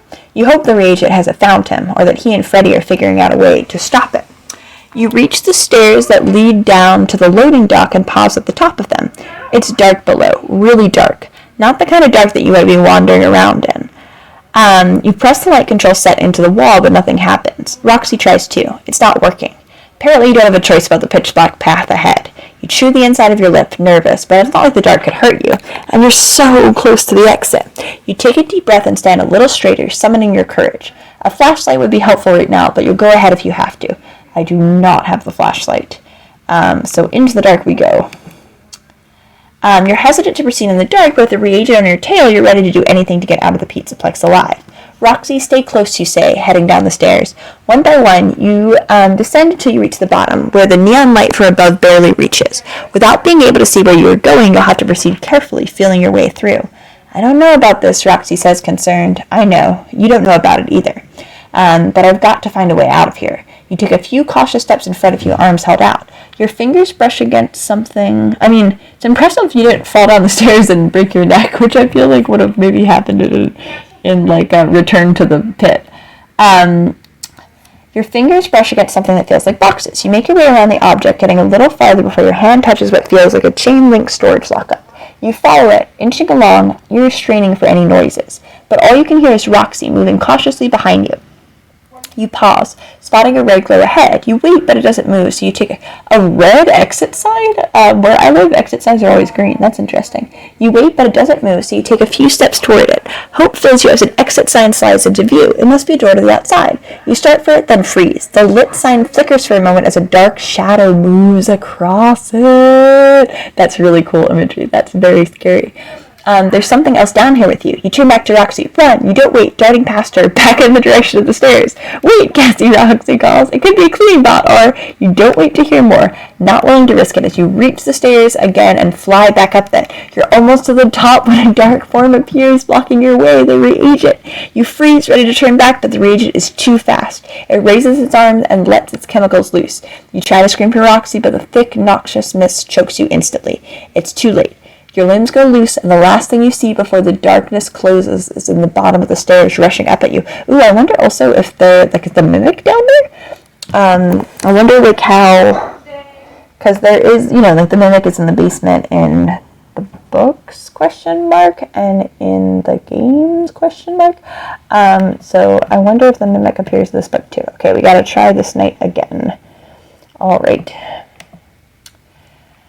Let's look for the monitors, because again, that's a very classic FNAF mechanic, and knowing where the reagent is, and also knowing what other creatures could be trying to kill us, I feel could be helpful. You definitely feel more comfortable if you knew exactly where the reagent was. Come on, Roxy, you lead her down the hall. Let's go to the backstage office and see if we can find anything on the monitors. Good idea, Roxy agrees, which makes you feel like this is the right decision. In fact, having Roxy with you makes you feel much better in general. Maybe someday Roxy will be as good a friend to you as Freddy is to Gregory. I hope so. Carefully you make your way to the backstage office and try the door, but it's locked. You try, again, confused since you and Gregory have stuck inside plenty of times, but maybe with the reagent active, security levels are higher in the Pizzaplex. Roxy, can you open it? The animatronic shakes her head. Sorry, Cassie, but I don't have access. You need a backstage office key card to open the door right now. I do not have the executive clearance key card.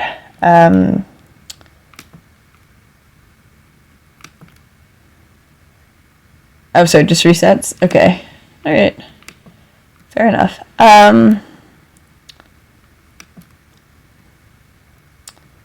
Let's maybe try the main entrance. You decide you might as well take the most direct way out of the Pizzaplex, and this means heading for the front entrance in the lobby. Let's go, you say to Roxy, but be ready to run if the reagent shows up. Roxy nods. I'm with you, Cassie. Let's get you out of here. You smile, grateful to have Roxy with you.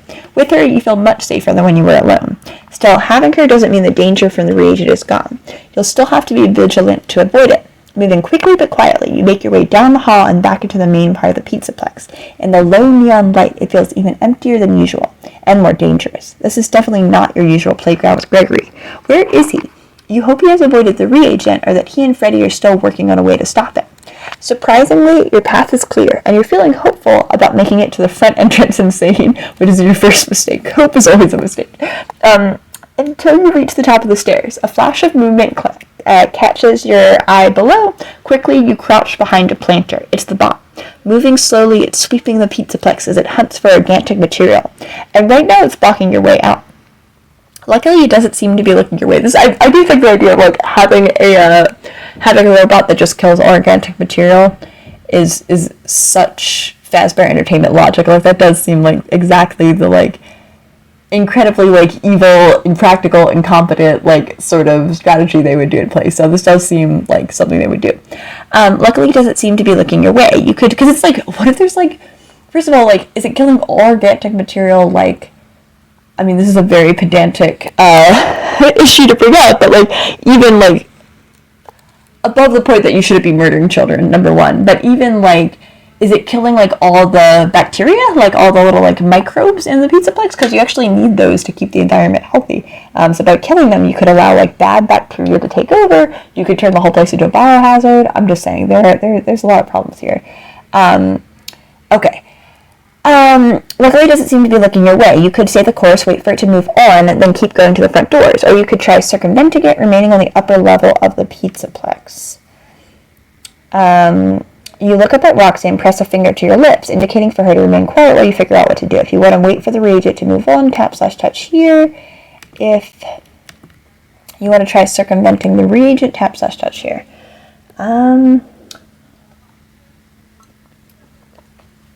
Well, we're so close, but it's only night 4, right? I feel as if it would be too easy for it to let us go. It's only night 4, so maybe there's no way to get out. Maybe we have to stay another night. So maybe we should try circumventing the reagent. You definitely can't go down the stairs with the reagent in the lobby, so you decide to stay upstairs and try to go around the murderous machine. You wave a hand at Roxy, who follows quietly as you leave the stairs behind to look for another way down to the front doors. But you don't make it far before you come across another shocking sight, Gregory and Freddy. To your surprise, they're right out in the open in the prize counter, surrounded by all the Pizzaplex stuffed animals and toys. You start to cry out to Gregory, but Roxy puts a hand on your shoulder, stopping you. It doesn't take long to understand why. You can't hear what they are saying, but Gregory and Freddy appear to be arguing. Freddy is looking angrier and angrier with each passing moment. Oh, no! Then suddenly he roars and raises his arms, claws out. Cassie, don't look! Roxy grabs you, pulling you close so that you don't see what follows. But even though she shields your eyes, you still hear the scream that emanates from Gregory. You struggle against Roxy, who finally lets you go. But when you turn back, a horrible sight awaits Gregory, totally limp in Freddy's arms. See, this is, I feel, also, like, pretty effective horror. Like, the idea of, like, the nice friendly teddy bear, like, turning on Gregory. And it's almost like the horror at the end scene, right? Like Blair Witch Project. Like, it's scary that you don't see Freddy kill Gregory. You just see, like, the aftermath.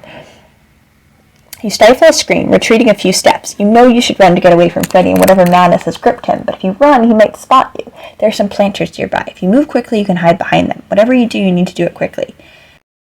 I don't think we can outrun him, so I think it makes sense to hide.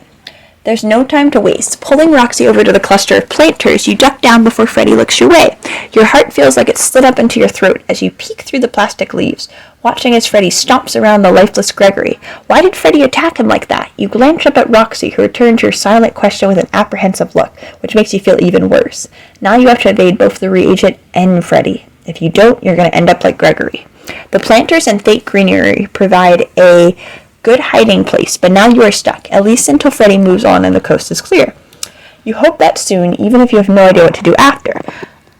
But one thing is clearer than ever. If you don't get out of the Pizzaplex soon, you might never leave. Is Freddy still there? Roxy whispers. Silently you nod. There are too many plants. I can't see. Roxy shifts, trying to move to a better position. As she does, she accidentally snags your bag, pulling it off your shoulder. It falls to the floor and opens, spilling stuff with a clatter that makes your teeth clench. You scoop the items in the bag back up, but it's too late. When you look back through the leaves, Freddy is staring directly at you. He's spotted you. With only a split second to think, you have to make a decision. Run away and hope Freddy can't catch you, or you glance up at Roxy. Make a stand here and try to stop Freddy for good. But is Roxy equipped for a battle like that? If you want to run, tap/touch here. If you Roxy is about to use claws and you want her to help deal with Freddy, Roxy does not. Oh. Okay. You can't stand up against Freddy, so there's only one other choice. Run.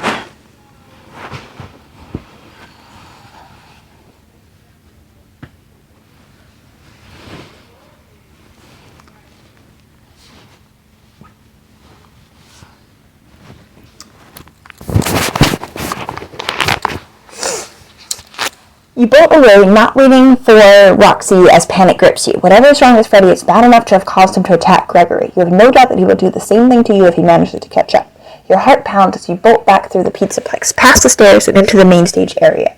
You don't know where you're going, only that you need to get away from Freddy and find a place to hide. Footsteps sound behind you, but you're too afraid to look back. Ooh, we should put the full emotional cadence of the scene. Only you need to get away from Freddy and find a place to hide. Footsteps sound behind you, but you're too afraid to look back. Maybe it's Roxy, but maybe it's Freddy. If you slow down even a little bit, it might give him the chance to grab you. You skid across the tile floor, barely making a turn, then dart down a hallway.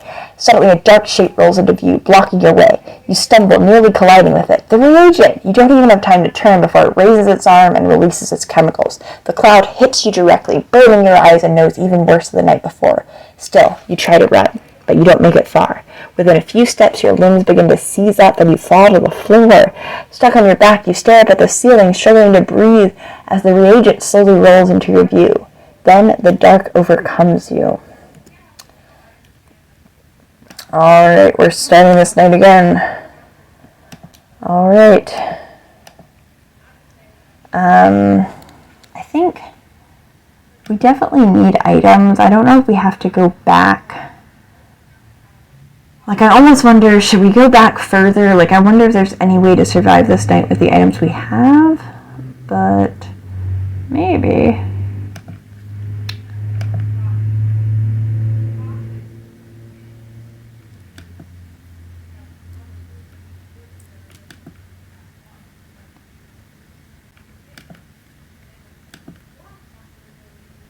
As desperate as you are to get out of the Pizzaplex, so I don't know, I guess you could see what I just did, but so I decided to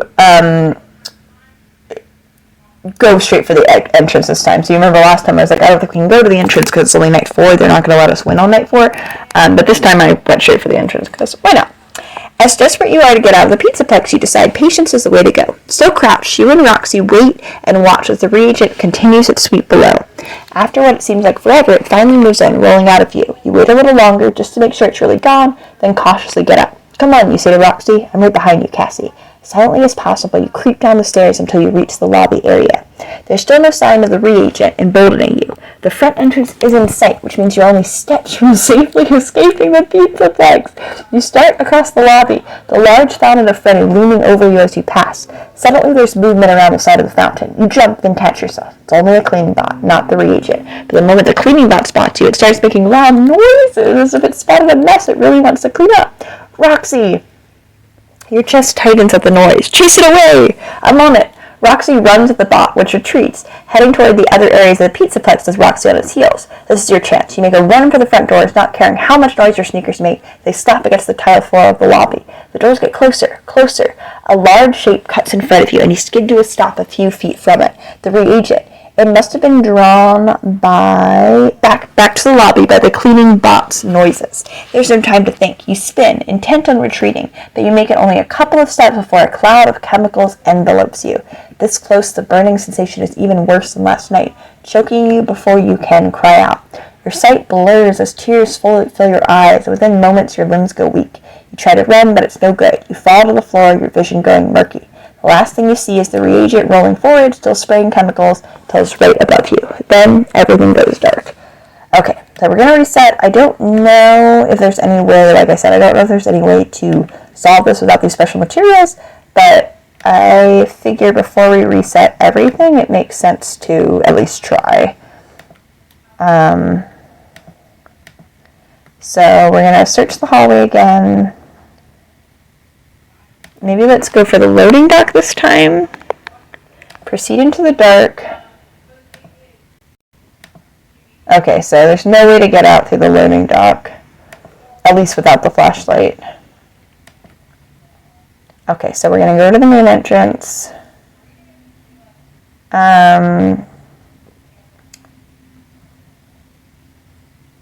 can't remember. Okay, I think this may be a case of there's no way to get out without these special materials.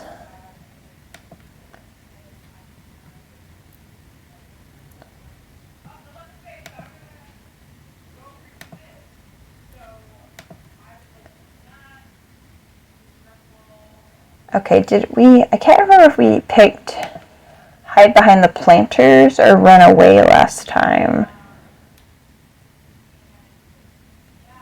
I think we picked hide behind the planters, so maybe we should try to run.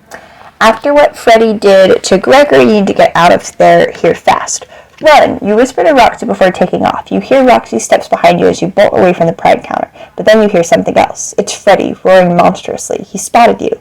Faster, Cassie, Roxy cries. You quicken your steps, heart pounding as you run through the Pizzaplex.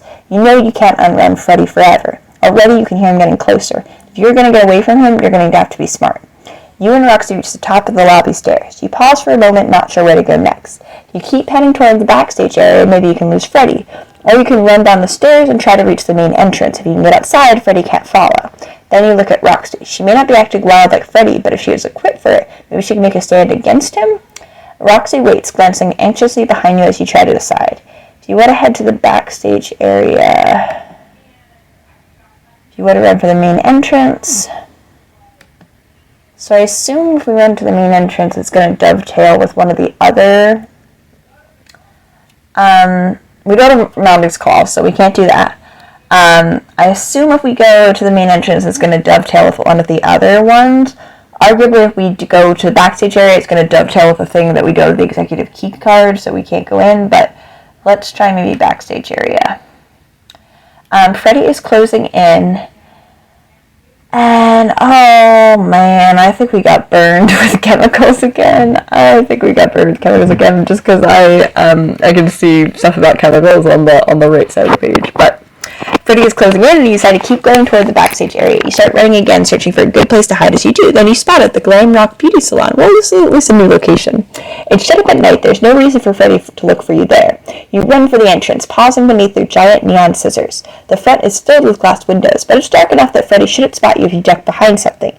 Inside, you hide behind one of the swivel chairs at a hairdresser station. Roxy, hide over there, you whisper, pointing to a dark corner out of view of the front windows. Roxy obeys, making herself as small as possible for a giant animatronic. Then you wait, keeping silent. Minutes pass with no Freddy, and you start to relax. He must have gone to another part of the Pizzaplex looking for you. Maybe if you move quickly, you can double back and go out the front door before he returns.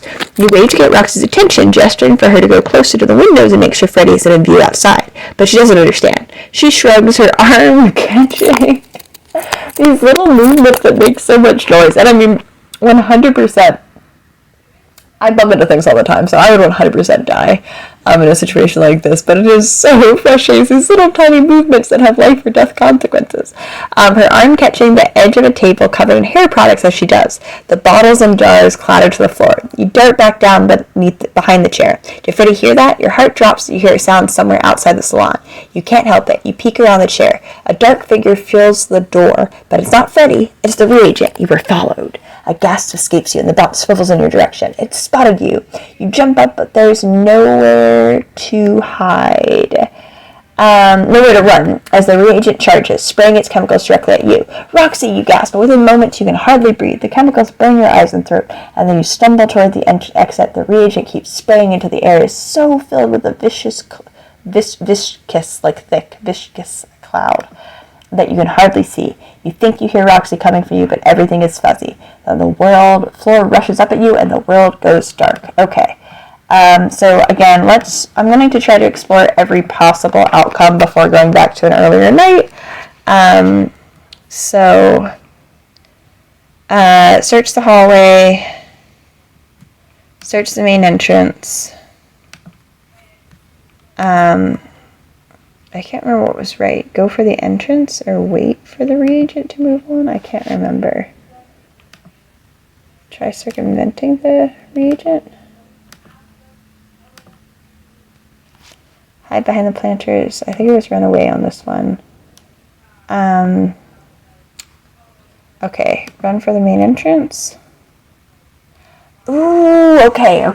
At least a new outcome. I feel like, I don't know, I think this one is better than Return to the Pit in terms of getting the same ending a bunch of times. But this one, we haven't gotten the same ending a bunch of times. We have definitely gotten a lot of similar endings where you die by being gassed by the reagent.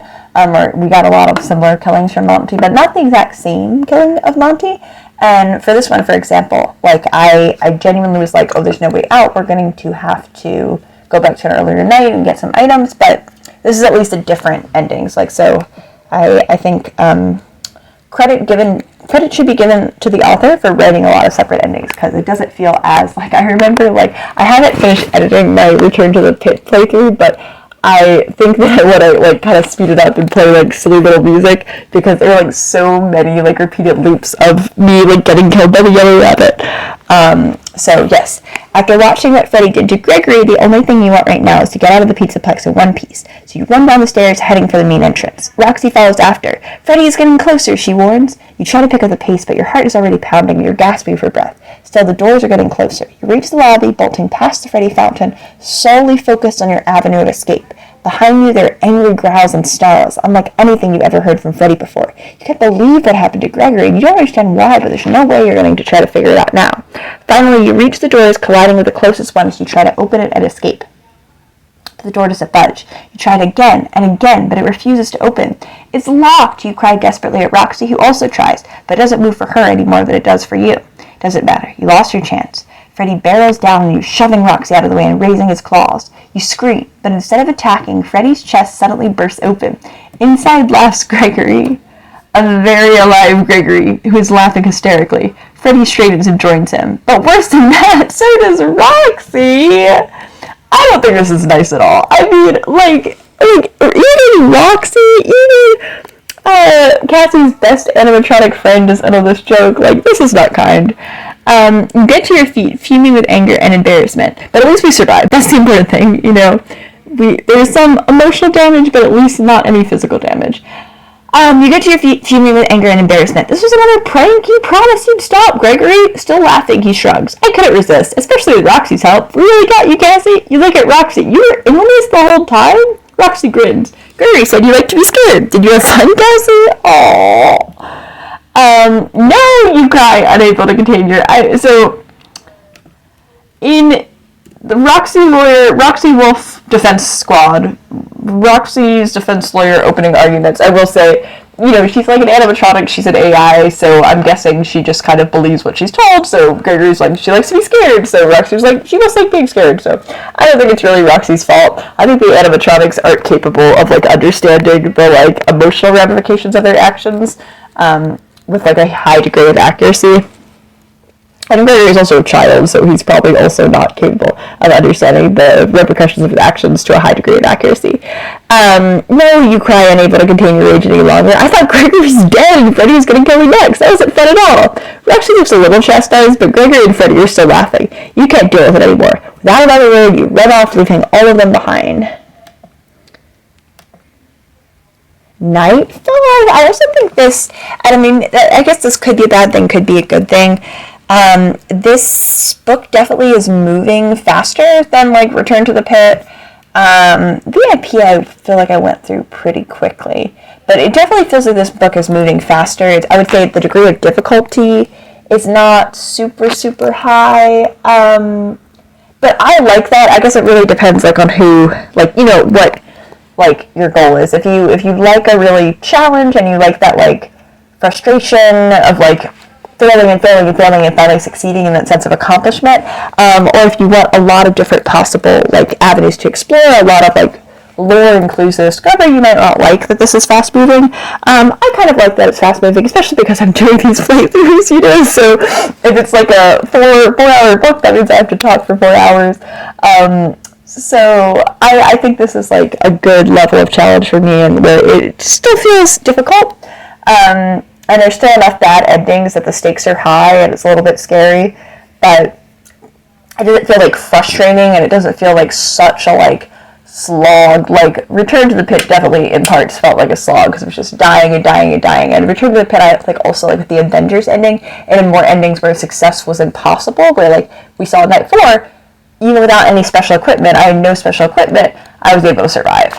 Night 5. It's almost nighttime again. You only know that because of the tiny window in the supply closet where you've been hiding all day. You found the spot last night and watched as the window went from dark to light, the shadows moving across the floor as the sun crossed the sky and then began to set, casting the room in warm orange tones. That's beautiful imagery. Now those vibrant hues are almost gone, leaving you in the dark again. Soon the Pizzaplex will be closed, and here you still are, crying and feeling bad for yourself after what happened last night. Gregory's behavior you understand. His sense of humor has always been dark, even dangerous, and even though you're still furious with him over playing so many mean pranks on you, that's how he is. It's Rox's betrayal that really stings. After she... Oh, this is so sad.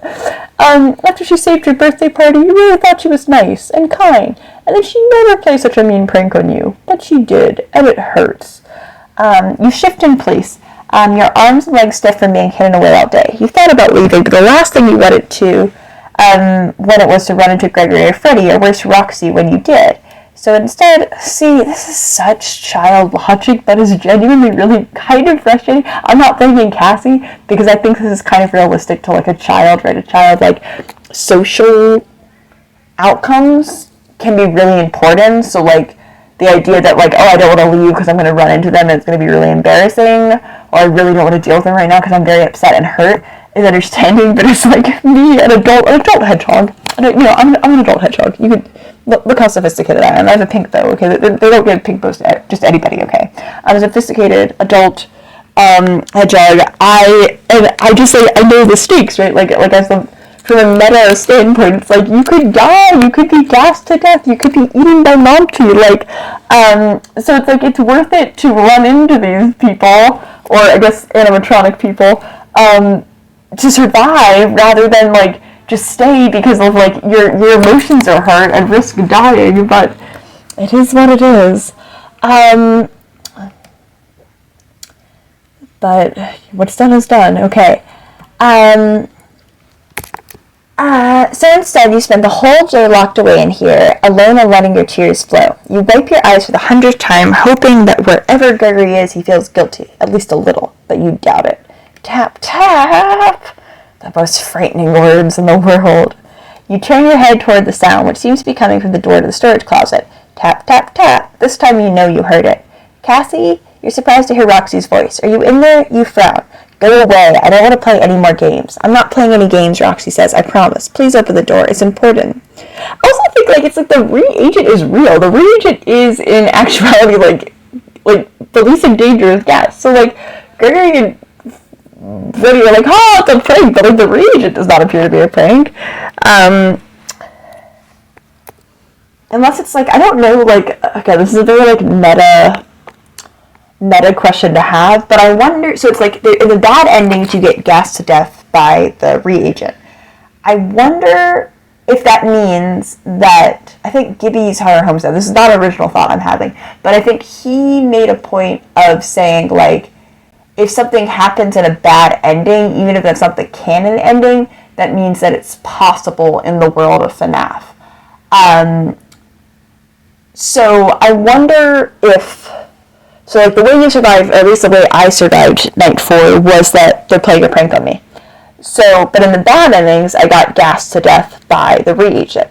But I wonder if the bad endings mean that canonically, within this book, the reagent is carrying noxious gas, or I wonder if the bad endings are an alternate timeline, or an alternate possibility, and the canon ending, which is the one where you survive, is that it's not noxious gas. The reagent is just another kind of cleaning bot, maybe theoretically, and they just made it up as part of the prank that it's going to kill you. I don't know.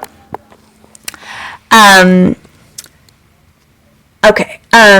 Because arguably, any ending where Cassie dies isn't canonical, right? Because she exists in ruin, which I think happens after this, right? Because the Pizzaplex is still a thriving business with people coming during the day, so this is before ruin, and Cassie's alive in ruin, which means at least in games canon, any ending where Cassie dies is not canonical. Okay. Cassie, you're surprised to hear Roxy's voice. Are you in there? You frown. Go away. I don't want to play no more games.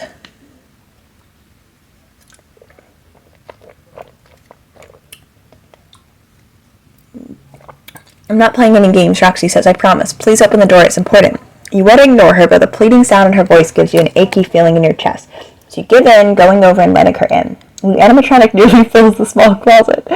A typo. It actually says closest. But Roxy has a look on her face that makes her seem smaller than usual somehow. These are happy tears. I just think the detail that she fills the closet is really cute, and then also the idea that, she's big, but emotionally she feels small is very cute. I'm sorry, Roxy says quickly, about last night. You look away, unable to believe her. Did Gregory tell you to say that? Pretend to be regretful so you can lure me out for another game? Roxy shakes her head. No, Cassie.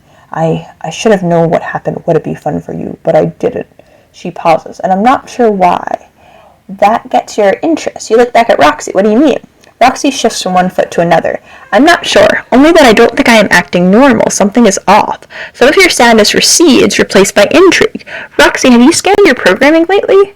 Roxy shakes her head. No, I haven't, but that was a good idea. Please wait.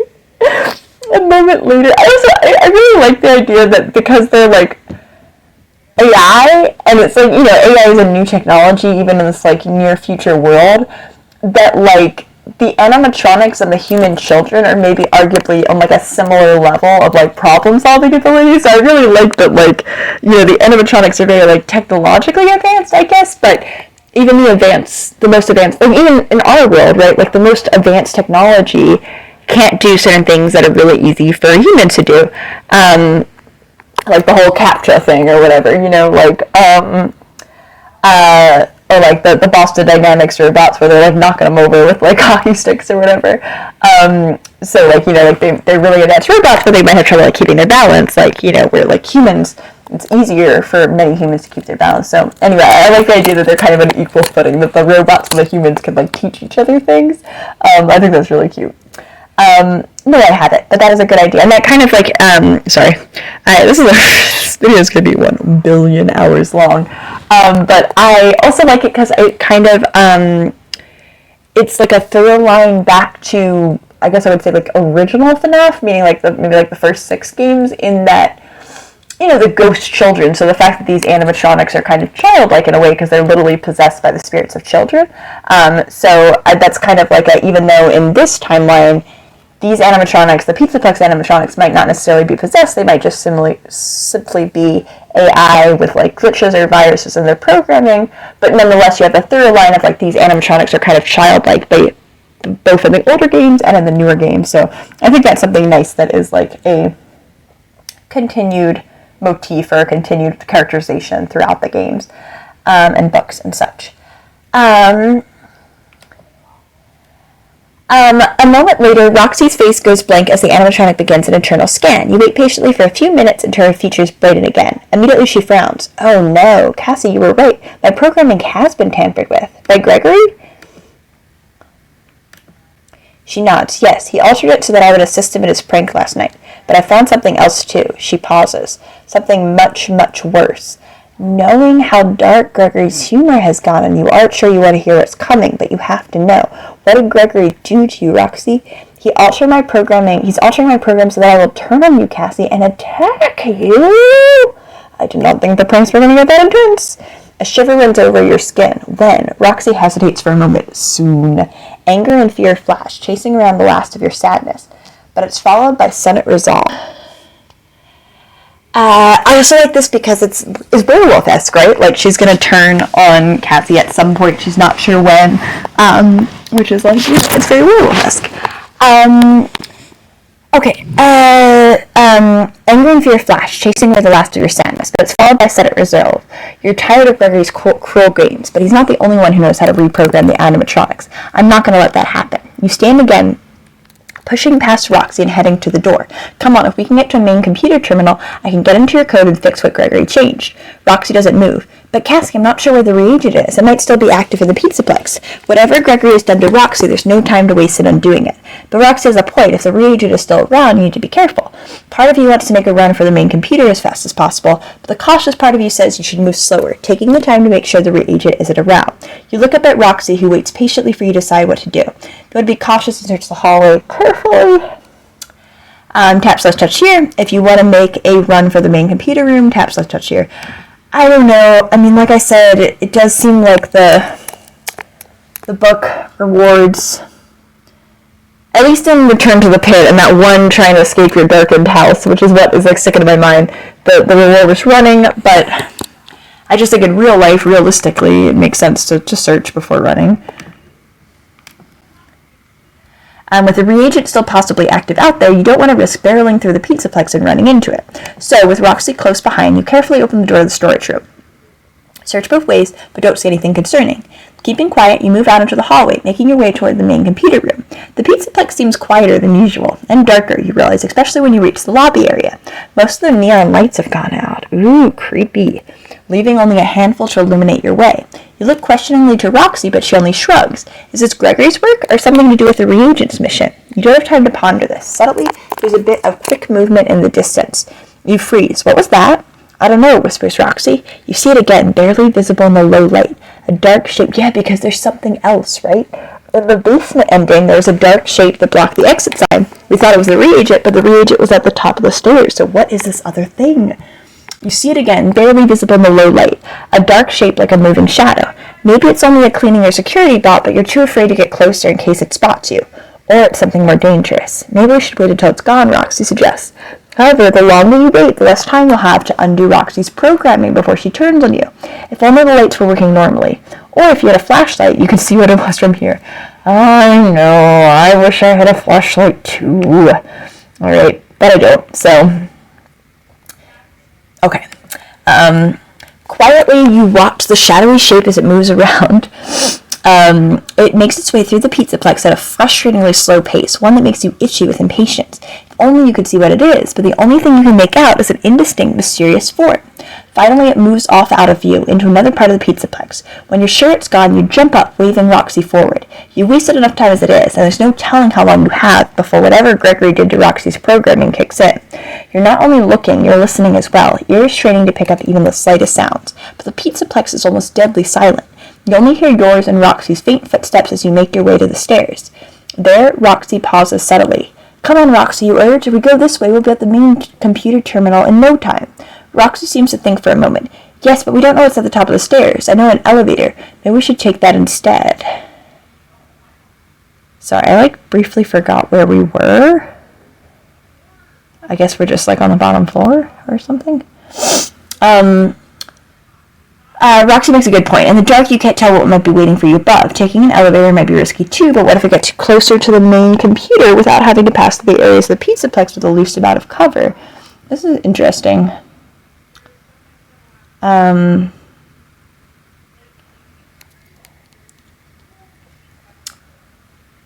mean, my qualm about the elevator is electronic. Well, also my qualm about the elevator is what if they do the classic drop the elevator move from a room in. But also my secondary qualm about the elevator is because it's electronic, the power could be stuck and then we're stuck on the elevator and then Roxy turns on me while I'm in the elevator, and I understand what they're saying about, you don't know what's at the top of the stairs, but also you don't know what's waiting at the top of the elevator either, right? But I do get the idea of, the elevator's, a covered spot. Also, it might drop you off closer to where you're trying to get to. Let's try the elevator. I know it didn't go well for us in Ruin, but maybe this is the elevator's redemption moment. Okay, you agree after considering for a moment. If you think the elevator will get us to the main computer faster, let's go that way. Roxy nods. Sounds good. She guides you away from the stairs towards a corridor in the far corner of the Pizzaplex lobby, where only employees go. The hall is completely dark, and you can't see if there's anything in it, but Roxy leads the way. I wonder if this is a trick, if she's programming us to lead us to the elevator so she can kill us, but I hope not. In the dark, you strain your ears to hear if anyone or anything is in the space with you, but you hear nothing. Finally, Roxy stops at the very end of the passage. You can just barely make out a pair of wide silver doors. This must be a freight elevator for moving large loads up and down the floors of the Pizzaplex. But based on where it is, you think Roxy is right. This should let you out right near the room with the main computer terminal. You locate the elevator button and press it. A few minutes later, the door slides open. It's dark in the elevator with only the lights of the button panel on the inside to illuminate the space. But you don't hesitate. Having Roxy by your side makes you more confident. And it's not like you have to ride the elevator for long. You press the button for the floor you want, and the elevator begins to move, ascending smoothly. Then suddenly it rattles and screeches to a stop. "What's going on?" you say. "I'm not sure," says Roxy. "Maybe try another floor?" You try pressing another button, but nothing happens. Confused, you press all the buttons. That always works, right? Always press all the buttons. How could that go wrong? Hoping to get the elevator moving again. Instead, the panel suddenly flashes and goes out, plunging the whole compartment into an impenetrable darkness. "We're trapped," you cry, your fears rising again, but you can't let them control you. You feel around for the panel. Maybe if you work on it some more. "Kathy?" Roxy asks, her voice sounding gruffer than usual. A shiver runs down her spine. "What's wrong?" "I'm sorry." Roxy's voice sounds strange. Suddenly her eyes light up, a red glow that makes the elevator look like it's doused in blood. That's vivid. But I think you're out of time. You take a step back, but you come up against the wall of the elevator. There's nowhere to go. The last things you see as Roxy comes toward you are those crimson eyes burning in the darkness. Well, it's a very beautiful death. At least you have a beautiful poetic death. Let us restart and try the stairs.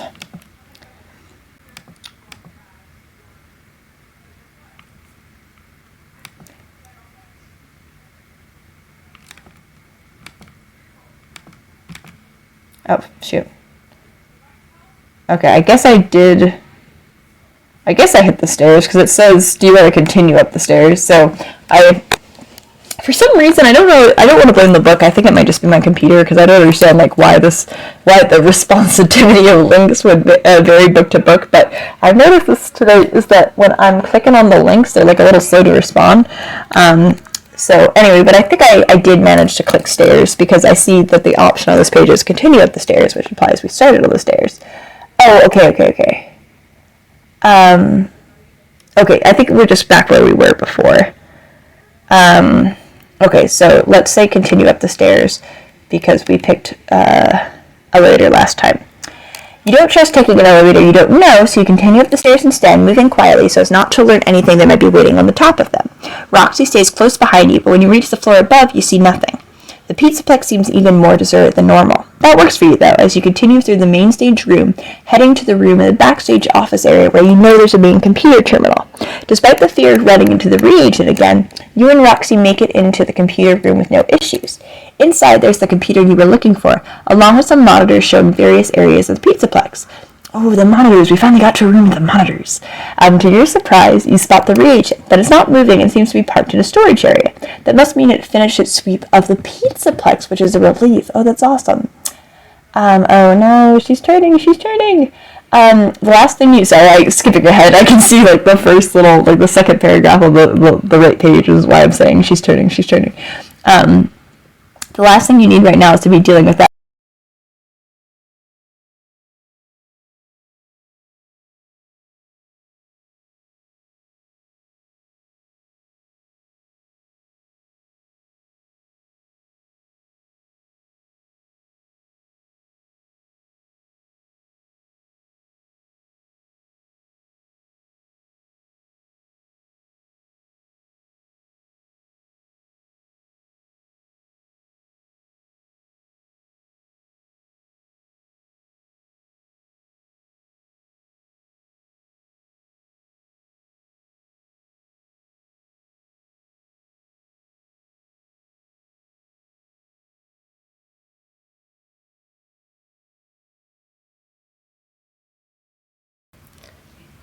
Sorry, hopefully I didn't miss too much of the audio.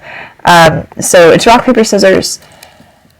In my youth, when I was reading the Hunter x Hunter manga, it said most people pick scissors, so you should pick rock. So that's what I'm going to try to do. I don't know how accurate that is, but... You hate that Gregory has turned this into a game too, but you don't have time to figure out a way around it. Paper, scissors, you consider all the options. But Roxanne Wolf doesn't play with paper or scissors. Roxanne Wolf likes to rock! That's cute! You type the answer into the computer terminal and press the key to submit it. A screen flickers for a moment, then goes dark. Did it work, you wonder out loud? Then a spray of colors appears on the monitor. Fireworks, exploding in a variety of vibrant hues. A pair of words appear in their midst. Good choice. You did it, cries Roxy. Something has shifted in my programming. Whatever Gregory did, it's undone. I'm not going to deter on you anymore. You lean back in the chair. Thank goodness, but your celebration is short-lived. Suddenly, an alert pops up on the computer screen, a warning that flashes red. What the heck? You lean close again as a camera view appears on the computer. You recognize it in a heartbeat. It's the reagent in the storage area. But as you watch, it comes back to life, arms flailing briefly before it starts rolling again. Of course, it'd be too easy. Of course. Why would a small child survive in the world of FNAF? Why would that happen? It comes back to life, arms flailing briefly before it starts rolling again, quickly and with purpose. It disappears from the camera view. New mission. The words pop up on the screen as red as blood. Sole target. And then, Cassie. Your picture appears on the monitor, a red X plastered across it. Oh no, you cry. That's not good, says Roxy. It's not going to stop until it finds you, Cassie. You're not going to let it get you easily. Roxy, can you help me now? If we can find a way to stop the reagent or destroy it, I can escape. Roxy puts an arm on your shoulder. I'm still just thinking Roxy puts an arm on her own shoulder. A joke that's probably really funny to me, but Roxy puts an arm on your shoulder. Anything you need, Cassie. I've got your back. Or your shoulder? Okay, I'm so sorry. I'll go home. You swell with hope and pride as you consider how to stop the reagent and foil its newly assigned mission. Roxy might be able to stand up to the bot if she were equipped properly. I don't have Monty's claws. I'm sorry. But you can also try luring the reagent somewhere that gives you a chance to deal with it. The main lobby, the kitchen, Roxy Raceway. A number of options occur to you, but one thing is clear. You need to confront the reagent and destroy it before it can destroy you. If you want to lure the reagent to the main lobby, tap here. If you want to lure the reagent to the kitchen, tap here. If you want to lure the reagent to Roxy Raceway, tap here. I think Roxy Raceway because we could maybe hit it with a go-kart, right? I feel like we need something that gives us advantage, and like a large mechanical vehicle would give us that advantage. You need to deal with the reagent once and for all. There must be a way to defeat it before it has a chance to try to decontaminate you again, and you think you know the best place to try to do that, Roxy Raceway.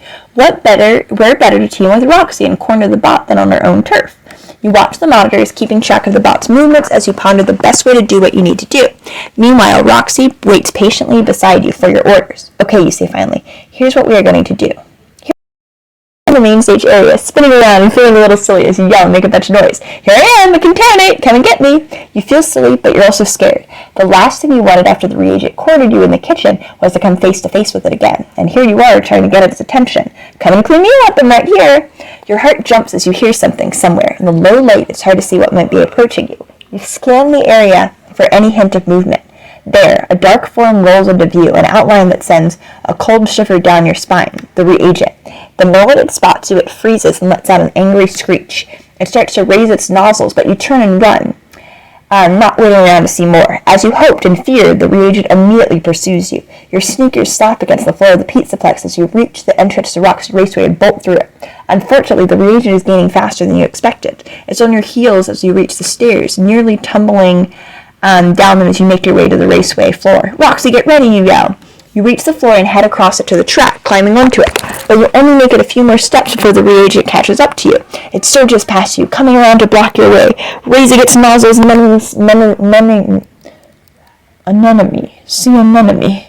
raising its nozzles menacingly. A moment later, a go-kart collides with it at top speed. There's a vicious crashing sound of metal against metal. The reagent goes flying, landing hard, and skidding to a stop further down the track. Pulling the go-kart to one side of the track, Roxy looks back at it. Is it dead? The reagent isn't moving. I'm not sure, you say. Cautiously, you approach the mangled bot that was, until a moment ago, the reagent.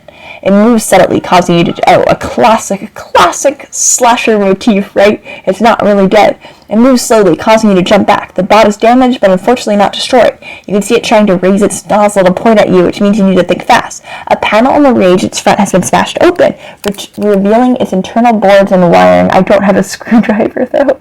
If you had something to stab into its circuit boards, that would probably take care of it. Or maybe ripping its wires out would be good enough. It's going to have to be good enough, unfortunately, otherwise I'm going to die. Either way, you need to work fast. If you have a screwdriver and want to stab the circuit boards with it, touch here. You try ripping out the reagent's wiring, tap here. Oh, even badly damaged, the reagent is still a threat. Its limbs flail, trying to take aim at you. Moving quickly, you dart forward and reach for the open hatch on the bot's chest, grabbing the wires and yanking. Oh, do I electrocute myself? An electric shock jolts through you. You cry out and stumble backwards, your skin burning where it touched the wires. Worse, pulling them out didn't seem to do anything. The reagent shudders again, one of its nostrils flying up.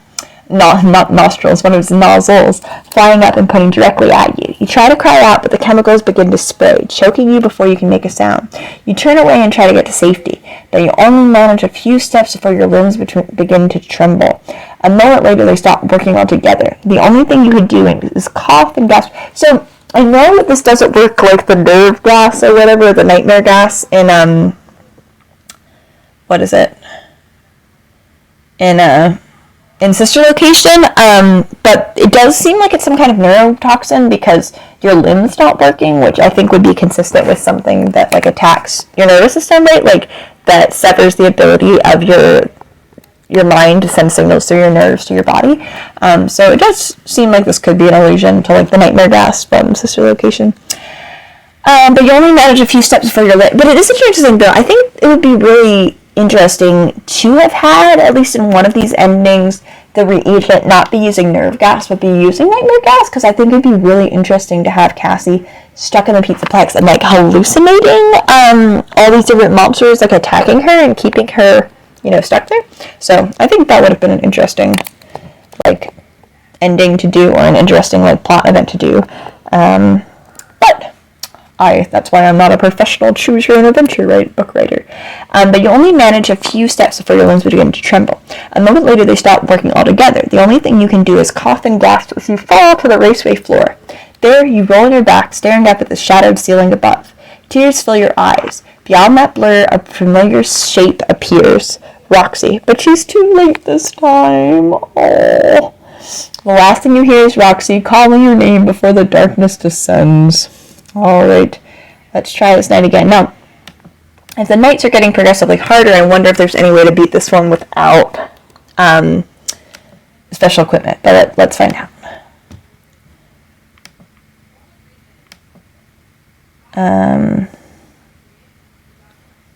Okay, so we said search the hallway carefully. Wait till the unidentified shape moves on. Unidentified shape could be kind of like a Michael Myers reference, I think. Is it he called the shape in some like Halloween text? Okay, continue up the stairs.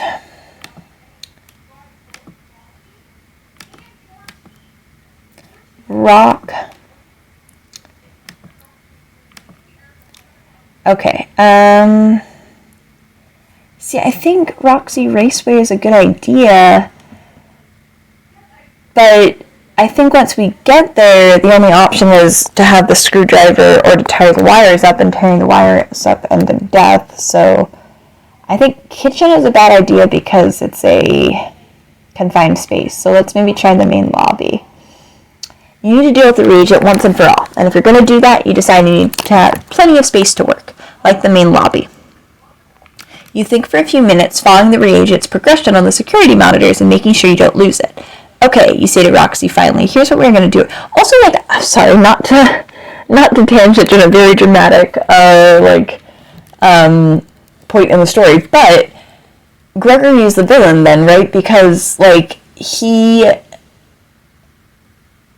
programmed Roxy to, I mean, assuming Roxy is correct, and I assume, like, she can tell that her programming is being messed with, she can tell that Gregory was the one who messed with her programming. Okay, so, Cassie, reprograms her, fixes her, but then the programming switches to now the reagent is looking to murder Cassie.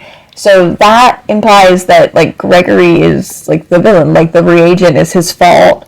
And maybe because he has now, like, sicked it on, he's now, like, set it to, like, destroying Cassie, and he also, like, had programmed Roxy to attack Cassie, which, like, I don't know if he had programmed it to, like, just attack Cassie a little bit, and then he was gonna pop up and be like, it's just a prank, but, like, the animatronics are huge, hulking, like, things of metal, so potentially, like, Roxy could have killed Cassie if Cassie had it, like, diffused the programming. So Gregory, not a good friend, like, not a good boy. Alright, and I don't know if, like, in some of these endings we see why he's doing this, or we're supposed to assume it's because he's being brainwashed by a glitch trap, but either way, I mean, like, he's not doing nice things for Cassie, which is kind of wild if this is the prequel to Ruin, because she still goes to the Pizzaplex to save him, because she's still just such a nice, kind, forgiving person.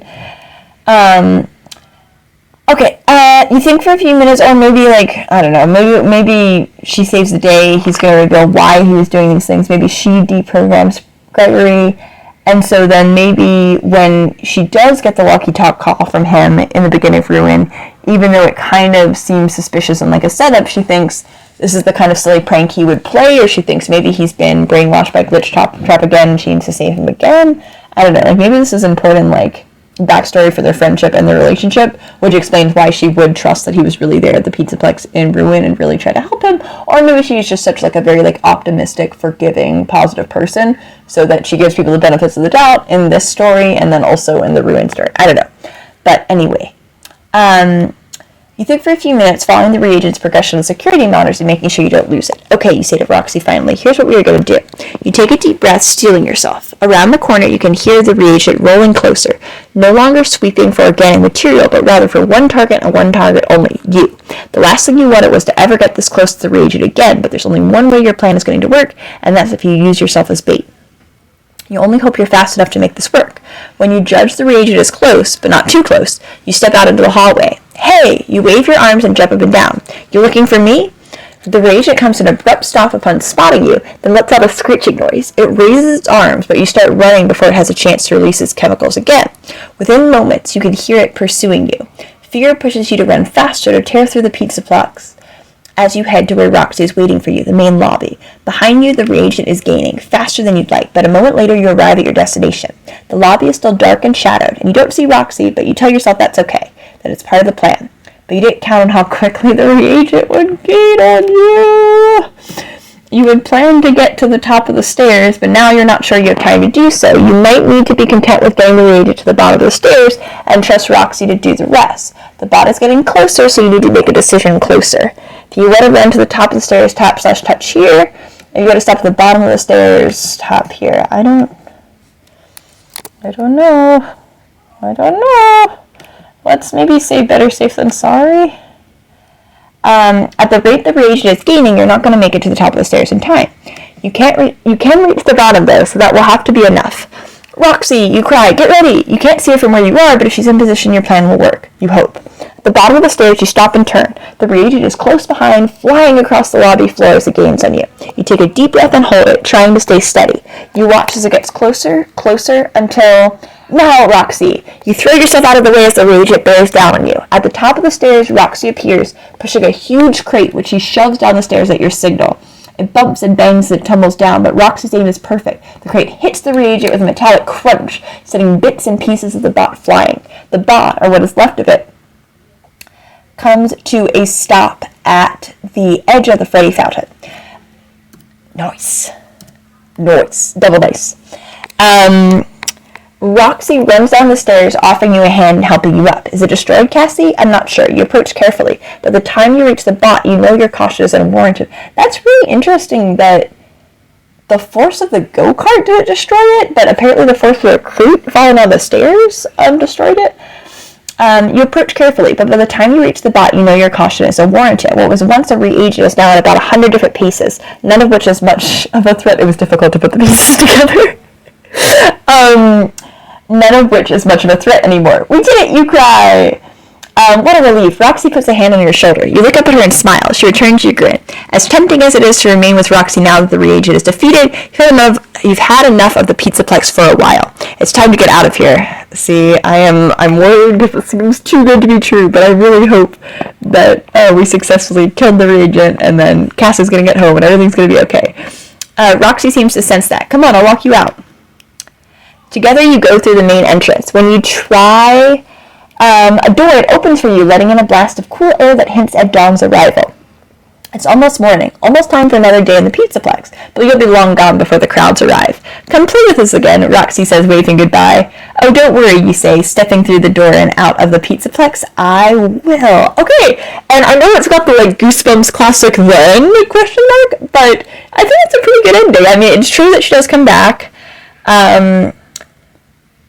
I think if I go back, possibly you can find more lore to figure out, why is Gregory reprogramming the animatronics? What is that shadowy shape down in the basement? Is that the mimic? What specifically is that?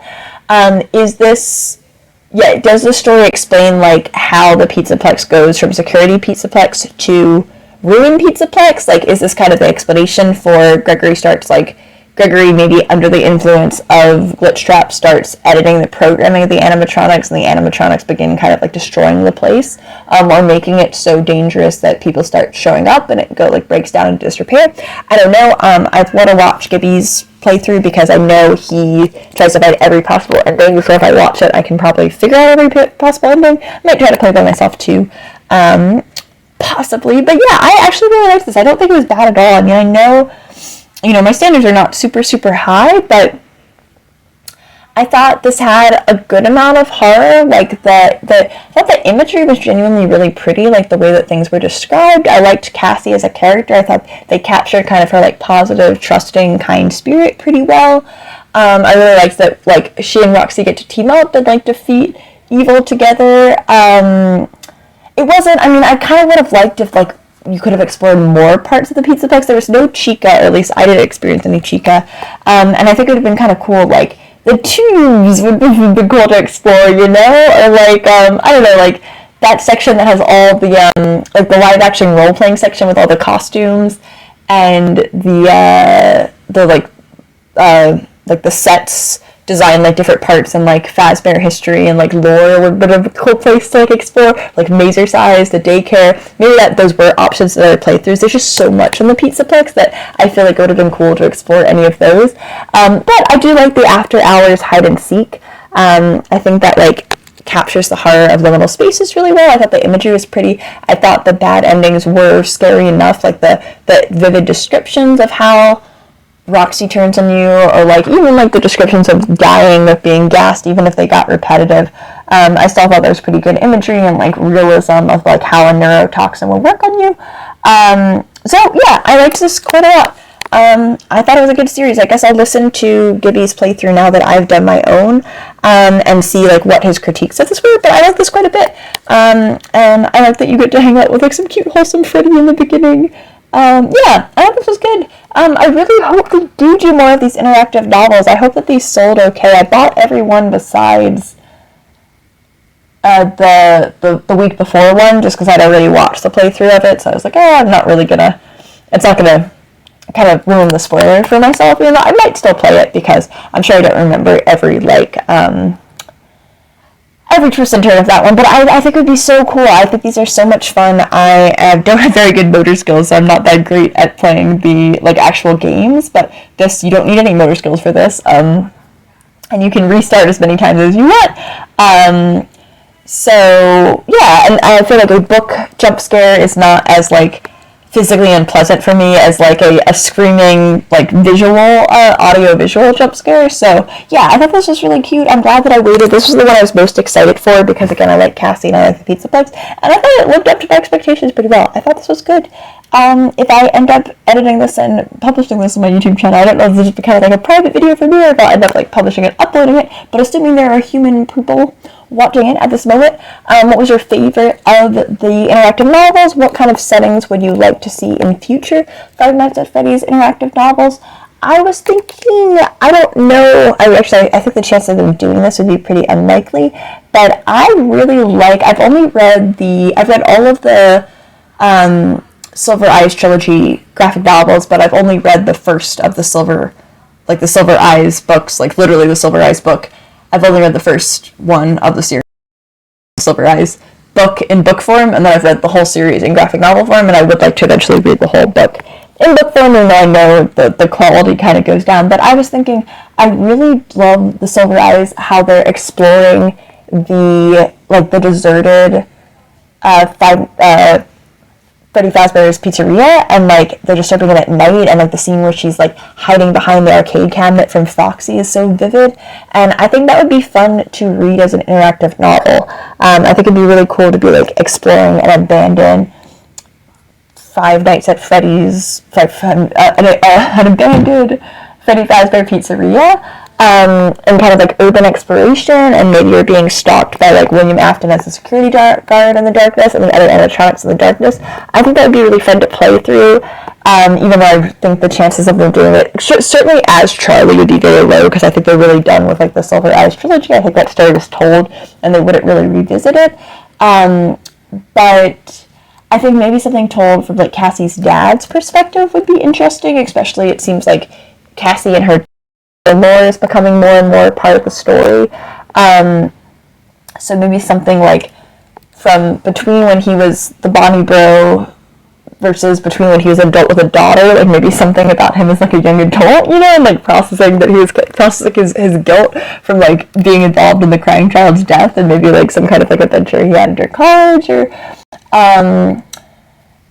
what else? I think doing something with like the nightmare gas, like maybe you're another one of the children being tested with the nightmare gas and trying to survive the FNAF 4 nightmares would be interesting, just because like with the nightmare gas there's so many different avenues you could explore with that, and so many different, like if they're trying to test your exposure to fear, you can have a lot of different scenarios with a lot of different rooms and a lot of different hallucinations intended to unlock different levels of fear in you.